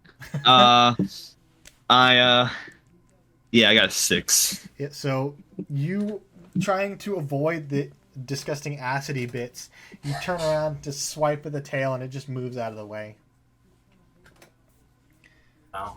How many times do we have to teach you this lesson, old man? Eddie, you're up. Get down from that. This All right, thing is... disengage. Oh, you disengage? Okay. Yeah. How many disengages do you To get? about like You 20 get- feet. You get 1 per turn, but Patrick, since he's a rogue, he gets it to use as a bonus action. If you wanted to disengage, you'd have to give up an attack. Oh, okay. Well, I'm not going to do that. Yeah. But, I'm just letting you know. But it is your turn. Fight and flee. I will do a form of the beast bite. All right, make your attack roll. 16. That'll hit. Shout out to Eddie, man. Carrying the team. That's a 9 for damage. That's, what is that? Piercing? Yeah, piercing. All right. So you take you said bite or claws? Bite. Bite. So you bite into its shoulder and rip out a chunk of its stony flesh as it screeches in pain and pushes you off it. It's going to attack you. It's going to focus its anger on you. The first one is 15 to hit, That's That hits. Yeah, that and the second one is 18 to hit. hits. So you take 3 points. That's already reduced. 3 points of piercing damage, and then 3 points of slashing damage. So 6 total. But that's already reduced. I reduced it already. Okay. As it bites and claws into you, and you just stand there, winning the battle. Patrick, you're up.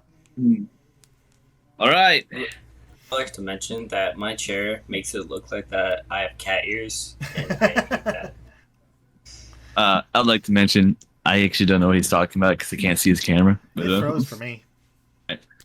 Frozen? yeah, It it froze. did too. It froze for me a while ago, and like when I tried to exit, Yeah, let me try turning it on. I was gonna say it was frozen like at the very start. Mine, it He's froze like doing recently. kind of a smart. I haven't been looking, but I just noticed it was frozen. Could have been for a while, but What? You guys see me now? it's still loading. But here, we can Yeah, continue. you're a loader. Patrick, you're up. You're a loader. All right. Okay. Grapple. You can attempt it. I think grapple. Yeah, it's a opposing strength check. He rolls and you roll. Whoever gets the higher number wins. And What's your then- strength, Patrick? Yeah, maybe grapple not the best. Hold on. Let me look at this. Take your time. Yes.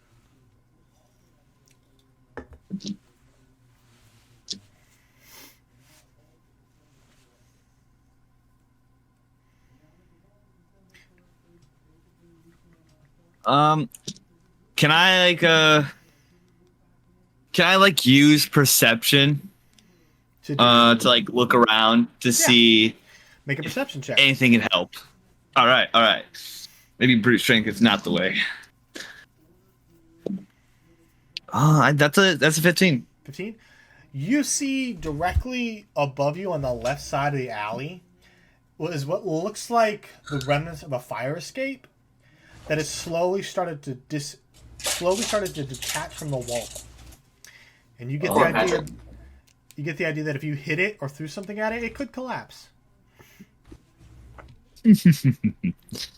Patrick. Bye. All right. Does that count as a bonus action or not? To do what? To look? Eye for detail. You can use a bonus action to make a perception check. It's a bonus action. Oh, okay. So I still have like a. You still have an attack and Okay. movement. Damn. All right. Let's see. I'm still like 20 feet away from 25 or Yeah, 20 you backed around. off. You backed off. Okay.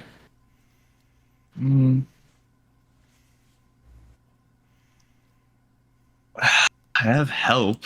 I could help, but I don't think that really Help there. You can always throw your dagger at him. This one, just remember to get. Or there's a fire hate escape. today's You can me. throw your dagger at that. I could. You know what? Actually, guys, you're right. Okay. Make an I would attack like to roll. throw my dagger at the fire escape. Make an attack roll. You know what?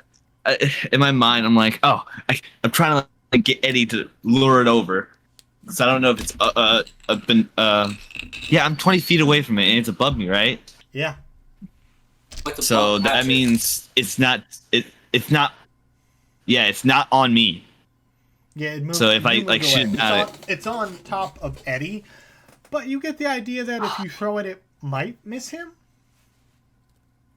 Well, I'm willing. Some of you are willing to die, and it's a sacrifice I'm willing to make. I throw the dagger at the fire escape. All right. That's a 10. Wait, I'm not aiming at the creature, so Yeah, Yeah. that I'll say that hits because it's not a hard target to hit. Roll damage though Yeah. to see if you damage it enough to actually cause it to fall over. all right. 1d4 plus 1. 3. 3? It's a 3. That's just what you needed.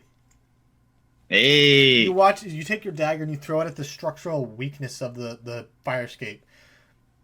It hits, there's a large ripping of metal sound as it falls down. Eddie, give me a dexterity saving throw to see if you can avoid this.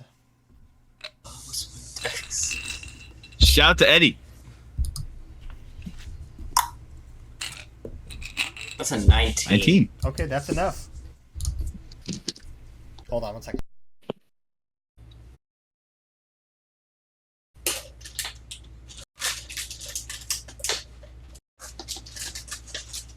Alright, so you jump out of the way and the creature takes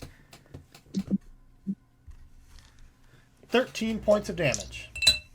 Yeah. I'll It's not dead though. tell I you that. don't know why I'm celebrating. And it is also pinned under the rubble. Wow, Patrick coming in clutch. Really glitch. But Eddie, it's your turn as you jump out of the way as the gargoyle gets slammed by all this falling debris. It lets out a sickening gurgle as it tries to lift itself up, but it is your turn first. Alright, form of the beast claws. All right. Do that. And since it's like down, do I It get, does like, have disadvantage, right? You would have advantage to hit it. So you roll Okay. twice, take the highest number. 12. 12? That's the highest? Yeah, 12 is Yeah. the highest.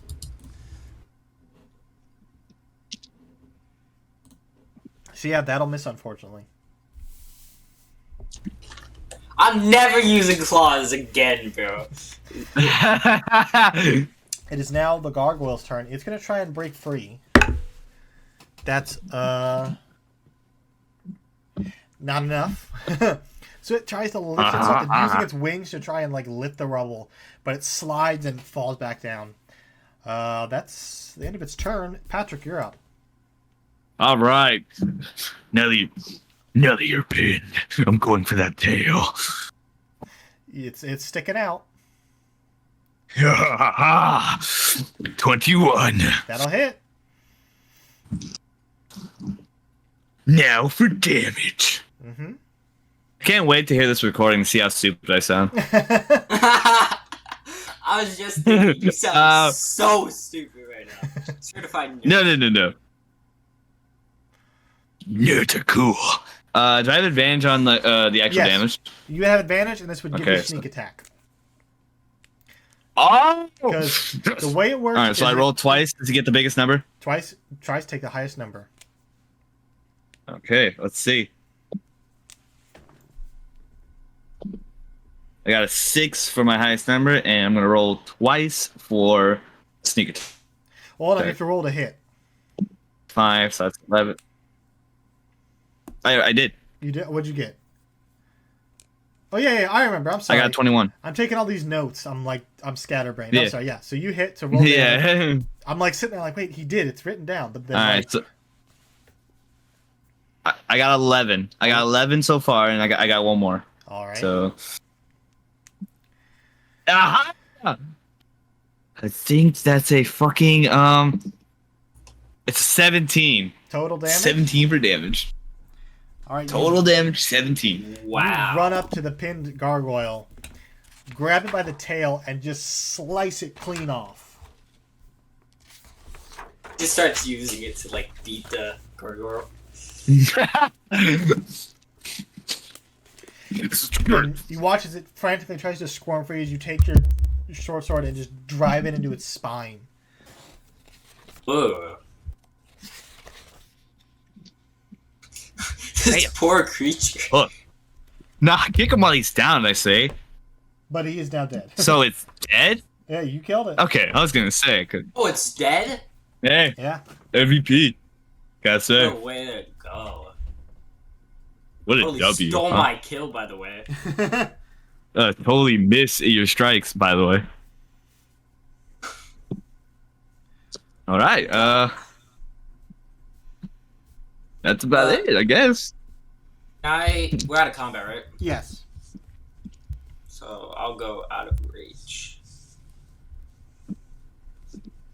All right. And while he does that, I would like to cast a perception check or an investigation check to look around. I guess I'm gonna I see would- perception. I also want to do that. All right, give me Whatever. perception checks. All right. Actually, can I do investigation to like That the is bodies? Investigation for what? The bodies, just Yeah. to like see Give what me happened. yeah, go ahead and roll investigation. And what'd you get, Patrick? Nat 20. That's I got a 24 24. for my perception check. So you see movement coming from the building at the other end of the alleyway. And it's quick movement, just like by the window, just real quick. Eddie, you find 15 gold pieces across all the bodies. And you do find some of them are guards, so you find maybe 2 spears that are not broken. Yeah, Patrick. Cut that out. Cut I that. immediately recognized. Sorry. I'll toss a spear to Patrick. Not like at him, not to like hit him, but like.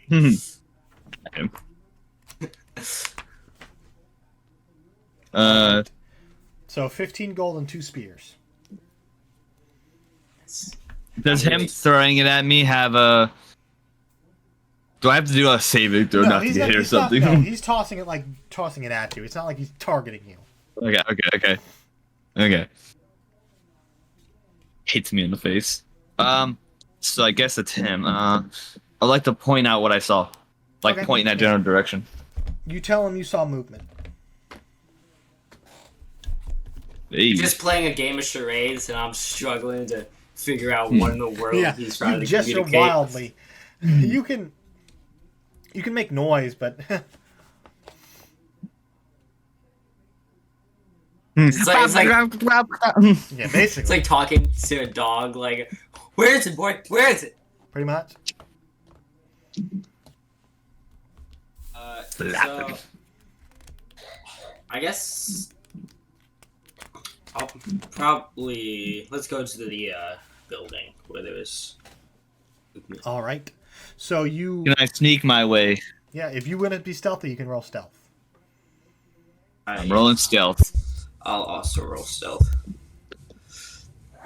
That is a 10. 10. Okay. And Eddie.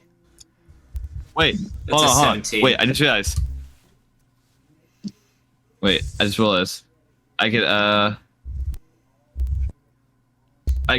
can use Kenku's recall, Okay.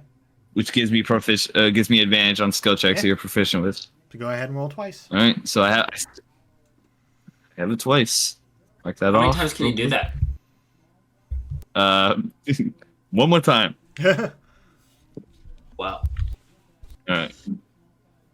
So if I get a shit number, this will be all for nothing.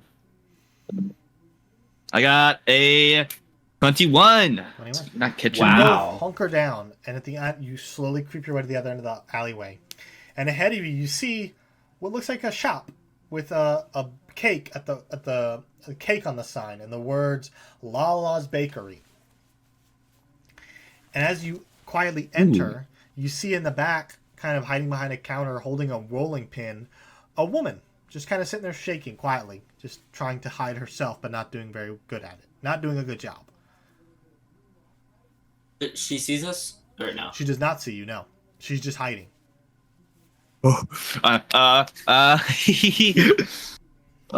Mischievous things. So she has a rolling pin, right? She has a rolling pin. Alright. Okay. I mimic a laughter to try to scare her. Okay. Do I have to roll anything for that? Give me an intimidation check. Oh my god. Damn it! I knew you were gonna say that. All right. Intimidation check. Damn it! It's a 4. 4. She's like, I hear you out there. Don't come any closer. And she's like shaking the rolling pin, like pointing at the shadows. Oh my god. I I'm did gonna my- like slowly like lift myself up and make myself known. Kind of like be like, hey, it's all good. We're here to help. She like, you see her shoulders relax. She's like, oh, I thought you were another one of those gargoyles. I'm still Another sneaking, one? right? She's like, I don't know how many there are. They just started killing people. I'm still sneaking, right? You're still sneaking. She has not noticed you. Oh yes. All right. While he's talking to her, I'm gonna also try again. I'm gonna sneak up, Okay. not close enough to where she can hit me. Not close enough to where she can hit me. Okay. But she's gonna sneak up, do it, and I'm bro. also gonna do the same thing. No, I'm just gonna like jump out and like go wild. Okay. Make I'm gonna. make another intimidation check. All right. That is a 14. 14. She gets surprised and she's gonna throw the rolling pin at you. She just pulls out a block. That's a 17 total. What is that? Hit. That's a 17. Roll to hit, yeah. No bonuses. Roll to 17. Oh my god. You take 1 point of damage. We gotta get this woman on our team. You take 1 point of damage as the rolling pin bounces off your temple. Do we still have those messenger stones? No, you. Or no, did I give them You back? gave them back. Because he requested. He said once you're done, just give them back. And anyways, they only work one time a Oh, day. dear, you are. Hold on, let me.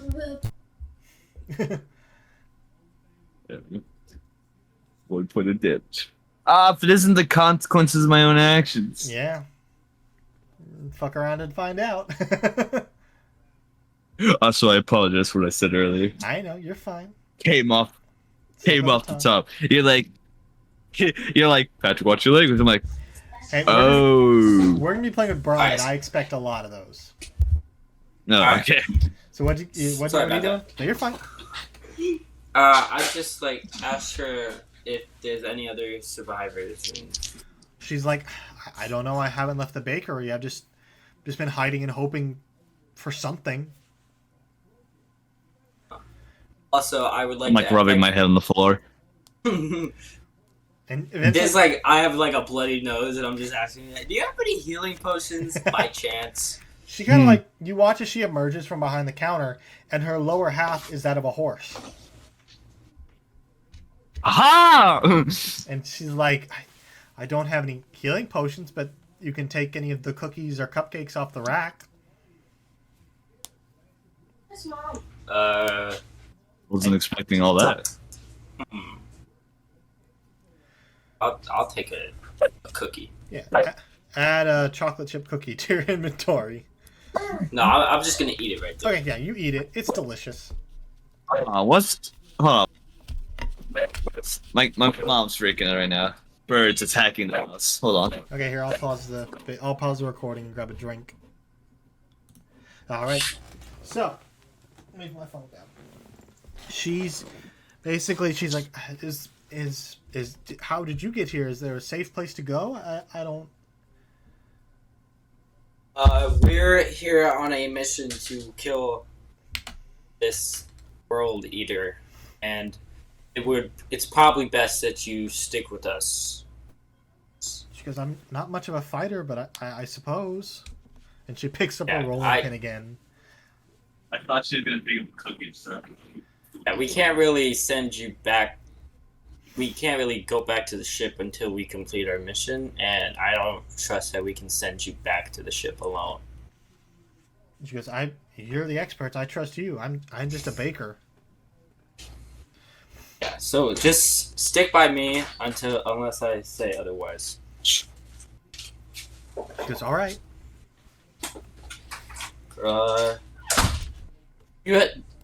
You know this place pretty well.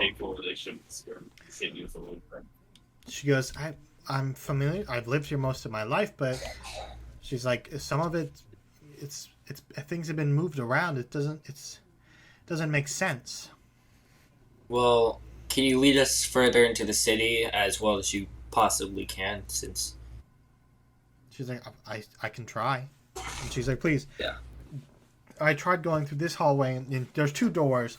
And she says, that one is a dead end, but the other one leads to what looks... No, hold on. She goes, it's kind of a courtyard, I suppose, with a fountain. I didn't really examine it too well, but it looks safe. Okay, yeah, let's go Looks, huh? All right. So she's staying behind you two as you lead the way down the long hallway.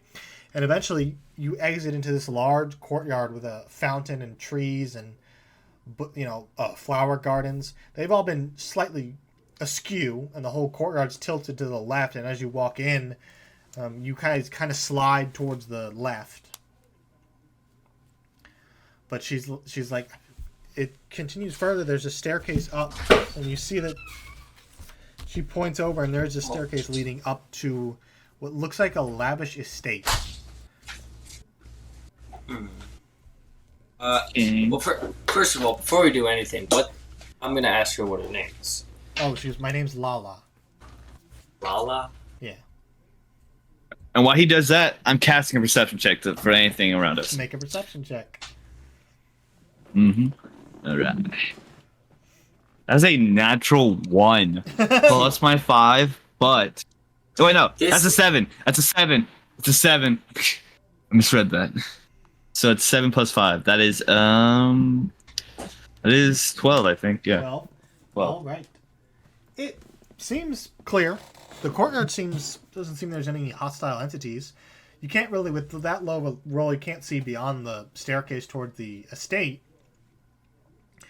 But it seems safe. Yeah. Let's slowly approach, kind of like cautiously. All right, you guys, you're climbing the staircase? Yeah. All right, you guys slowly begin to climb. Lala has a little bit of difficulty since she is a centaur. She's like fumbling. And she starts to slip every now and then, but let me roll for her, see how well she does.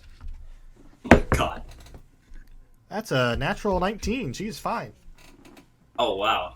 She's a natural. Yeah, she's like, I'm used to the city. I know what to do. And as you all climb up, immediately you all hear this slight chewing noise. Like something is gnawing at something. And as you reach the top of the stairs, you hear an alert noise and then silence. Like something audibly going up and then silence. All right. Well, I know what I'm definitely doing. I am getting ready. What should I do actually? Would it be in actions? What are you trying to do?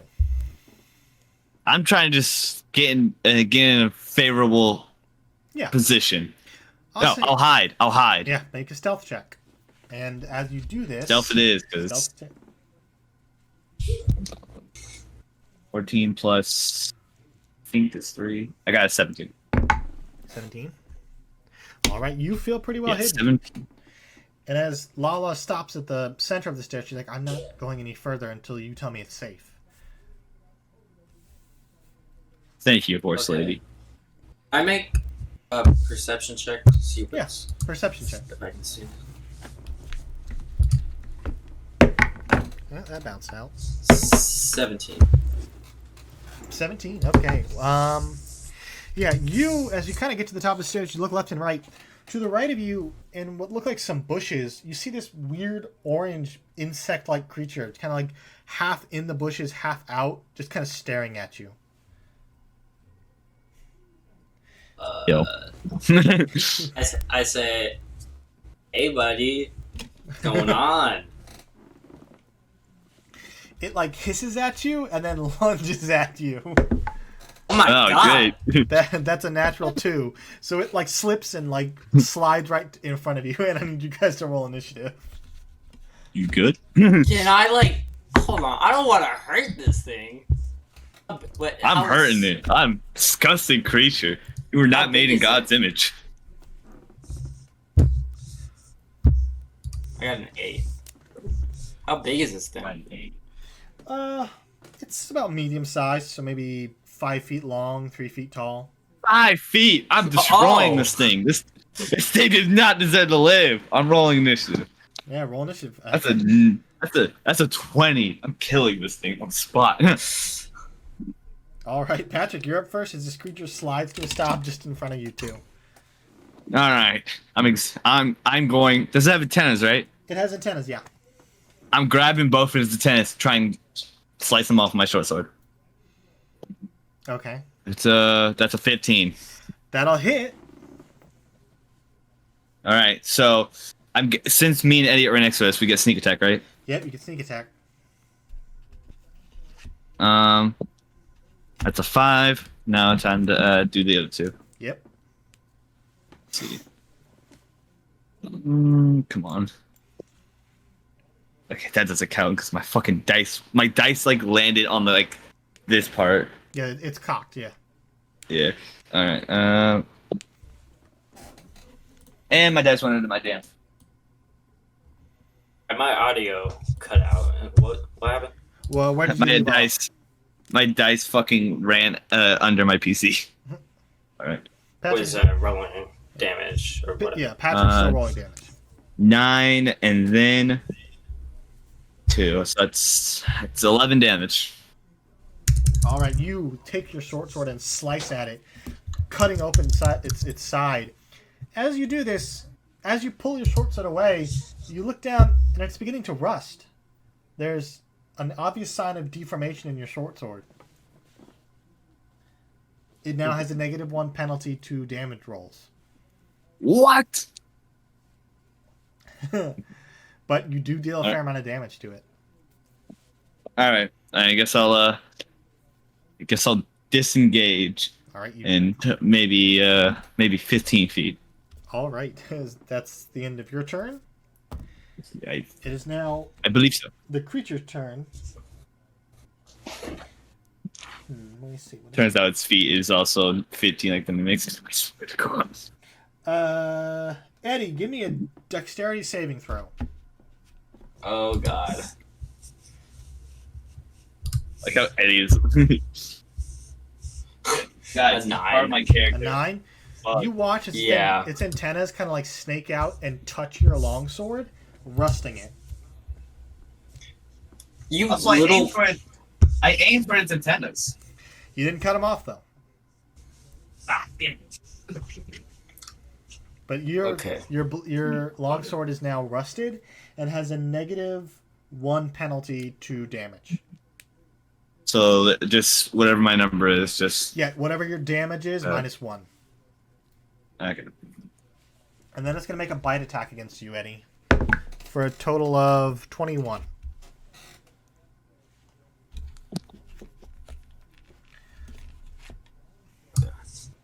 You take 6 points of piercing damage as it bites into your leg. God. That's the end of its turn, Eddie. You're up. Alright, well, I'm gonna de-equip my longsword and Okay. take out my club. All right. Clubs are like not Yeah, it's made of metal. wood. Yeah, it's made of wood. Okay, yeah, I'll just bonk this thing with my club. All right, make an attack roll. Bonk. Hold on, I was adding stuff to my inventory. I have to get back. Yeah. That's a 19. That'll hit. Roll damage. And it's a 7 bludgeoning damage. All right, you take your club, angered at your blade being tarnished, as you smack it on top of the head. It like gets dazed for a second, shakes its head, and rights itself ready for combat. Wow. Patrick, you're up. All right. You know what? All right, I'll de-equip. You know what? Yeah, I'll de-equip my short sword and equip my dagger, All right, make your and attack then roll. I will. The hell? Well, I'll, can you hold on? Can you carry both? Can I carry? Yeah, you can put one in one hand and one in the other.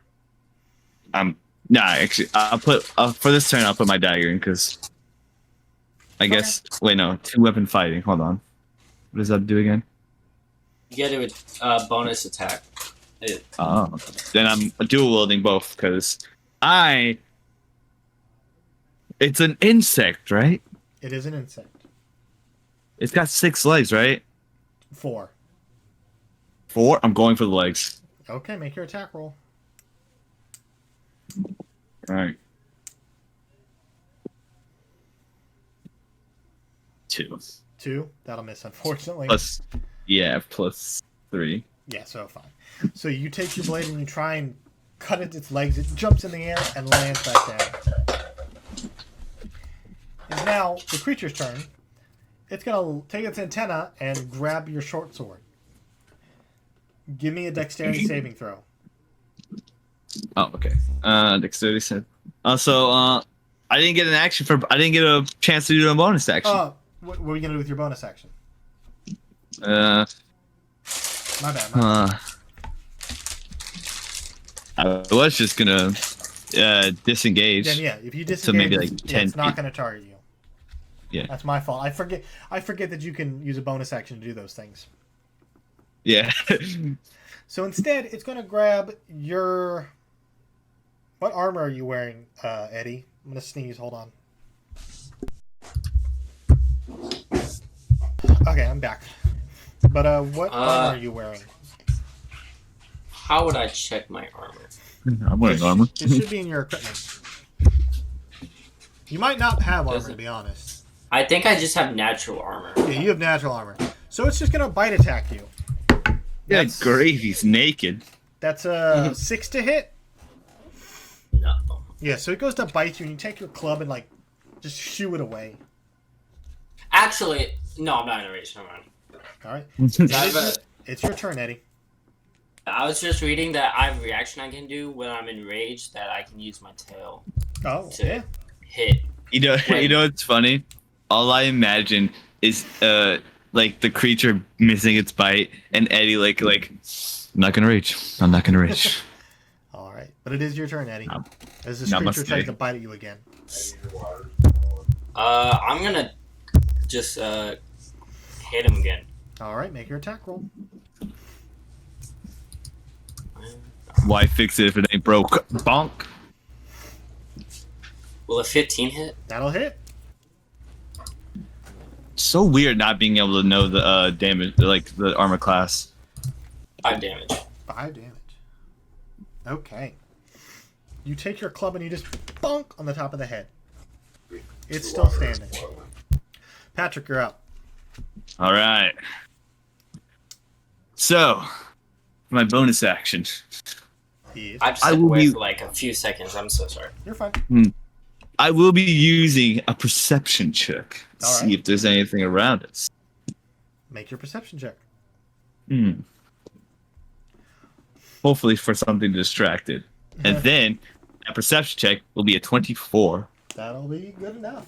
You see that you're on the balcony of a lavish estate. Oh, You're about 20 feet off the ground from the staircase. You see Lala is still standing at the middle of the staircase, not engaged in combat, trying to stay out of it, in fact. But you do see that there are, trees, and not trees, there are rose bushes and stuff like that, and ahead of you is the double doors leading to the estate, which is partially ajar. okay. So I'm on a balcony, right? You're on a balcony. Like an up top balcony? Yeah, you're up on the second floor. Okay. And how far down is the first floor? Like 10 to 15 feet. All right. Let's see. I'm gonna grapple it. Okay. Make a strength. Make a strength check. Strength check. Okay. It's a 9. It's a 9. -2. It's a 7. It got a 10 total. So you grab it and try and lift it up, and it squirms free. Damn it.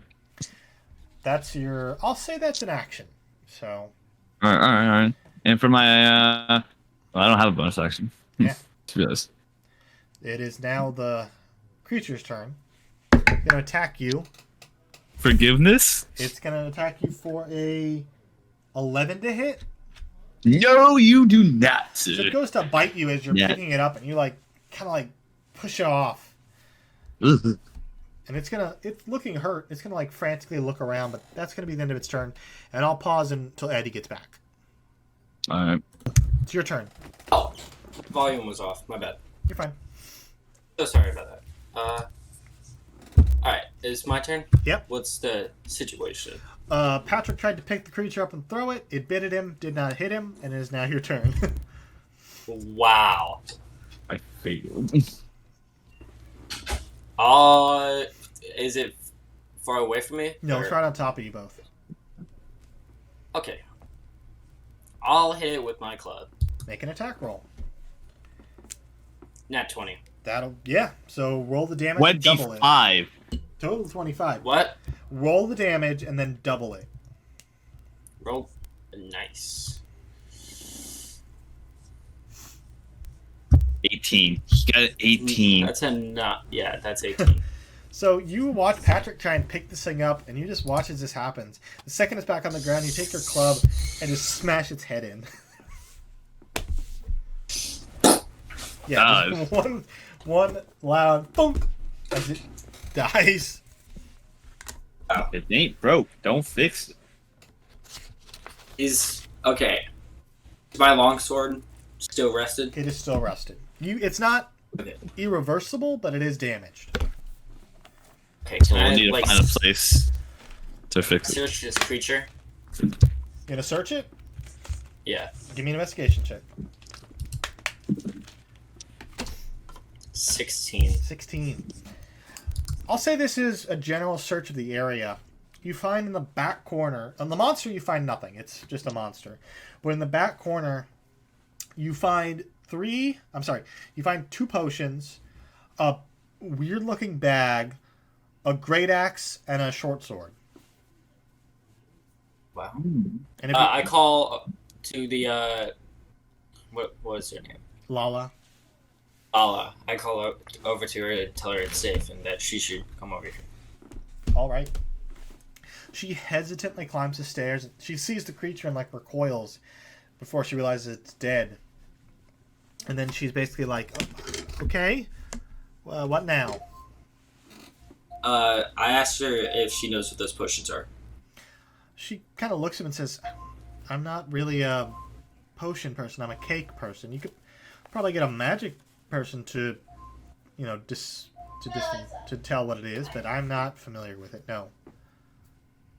We And I can have a handle my magic person. potions, traveler. And for just a quick reference, when you take a short or long rest, you can take the time to identify potions, bags, magic items, stuff like that. A long rest? Short or long rest. I turned off the water. Now you have to drink. Did you roll to turn off that water, Eddie?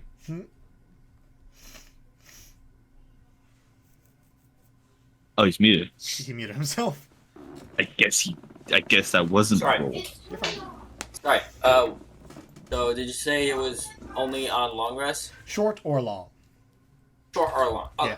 So write it down that you have 2 potions, a strange looking bag, a great axe, and a dagger. Or short sword, not dagger. Sorry. So write those down. You don't know what they are yet, but you can identify them at a later time if you wish.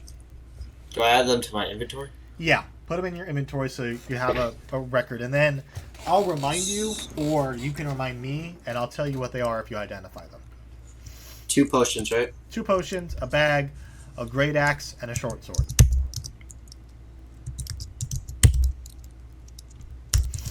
Jesus, Eddie. We know. We tight.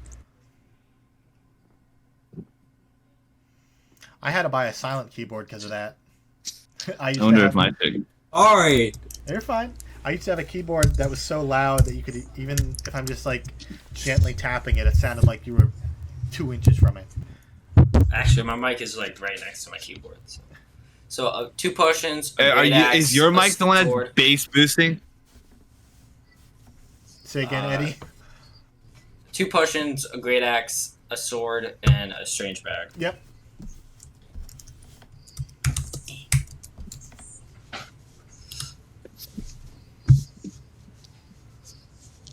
I was gonna say, I just have my audio setting on crisp.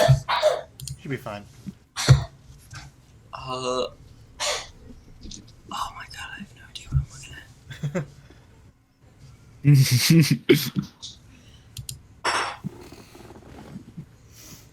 I How think long I are we did. recording for? 2 hours and 38 minutes. I think I did it. I don't know. Well, I can Just check. remind me when. I got it in my notes, yeah. Becomes relevant.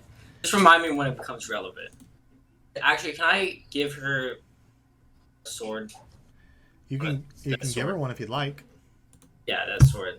I'll give her that sword. All right, Just she so takes she the has short something sword. to defend herself. And you guys are standing on the balcony to a large estate, and the door is ajar. Let's go through the door cautiously. You all 3 of you enter through the door, and immediately, instead of it being this nice house like you envisioned, it's this large room just covered in orange flesh. And in the center is a heart that is beating rapidly. Oh, I know what I'm that's up to. exactly what we're looking for. She's like, I don't like this at all. Just stick with us, and I'll tell you whenever if you should. Can I look around for something particular? Can I look around for something What are you pokey? looking for? Pokey? You know what? We're in like a room, right? Yeah, you're in a It's like a large specific room. Yeah. And in the center is the heart that's like hanging maybe it's like 5 feet off the ground, 20 feet from the ceiling. Okay, what kind of room are we in? It's just a large, maybe 30-foot by 45-foot room that's just, the walls are just disgusting orange flesh. Okay, okay. It's the same flesh You know what? that we saw earlier, right? Yeah, I know. You know what? I'm just gonna poke it with my dagger. Okay, make an attack roll. Actually, I'll poke it with my sword. Okay, I don't want to be anywhere near that thing. attack roll. All right. It's a 4 plus a 3, so it's 7. That'll hit. It's not. It's not. It's a can't- heart. yeah, it can't move. It's not. Made of thick flesh. It's easy to hit. Go ahead and roll damage. Are we close to it? And do I get sneak attack? If he's close to it, yeah. Hey, did you Are we have close to like it? 3 drops? I Give him a guess second. I'm just gonna say we're close to it. Yeah, you can say you're close to it. All right. So for my first attack, that's a 2. All right, my 2 other attacks. 4, 6, and I got 12. 12. You jam. Is this your short sword? Yeah. You jam it in, and the heart like quivers and shakes. Still standing. But you do feel the whole room shift. Can we like remember like what we were supposed to do when we find a heart from our training? Yes, your training is destroy the heart. That's Nice. so specific. Yeah, it's Yeah, just our like, once training you was find it- so useful. destroy it. You're so right, hold on. incompetent. Wait, hold on. You Alright, both can attack if you like. Wait. Let's just we gotta do this.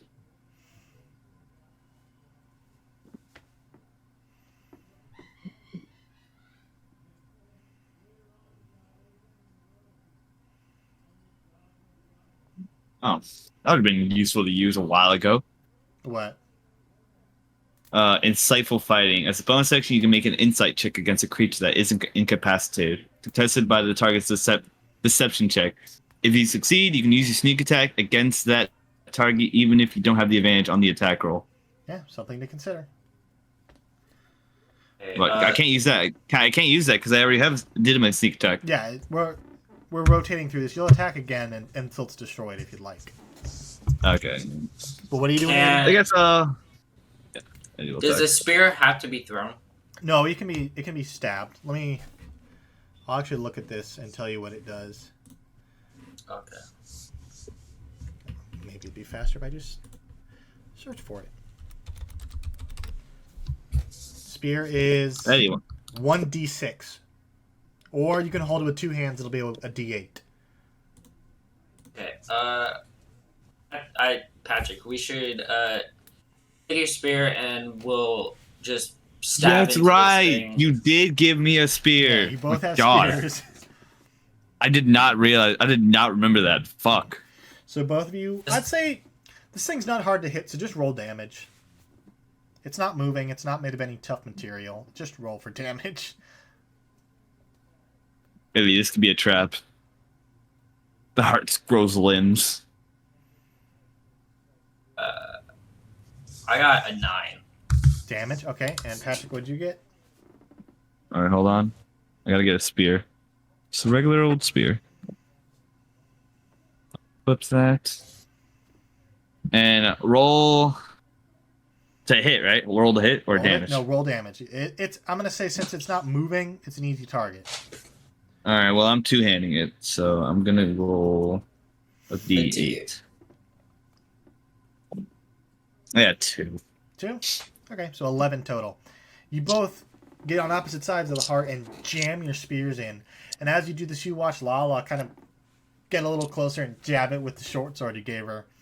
And that's just enough as the heart quivers and shakes before you hear the pulsating of it just slowly ebb until it stops completely.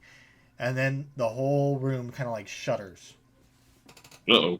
And she's like, maybe we should leave. You know what? I'll take Lala up on that. Yeah. Yeah, let's get out of here. And as you guys start to leave, you notice the sickly orange flesh is slowly fading to a dull gray. And as you go through each room, you see the buildings are slowly starting to lean and collapse. You guys make it to the ship in time as Tiger's like gesturing for you to get on board. And as you climb the gangplank, the ground beneath you gives way and the ship starts to fall before righting itself and heading back towards the exit. And that's where we're going to end it for today. Just like Star Wars. That's where we're going to end it. Oh,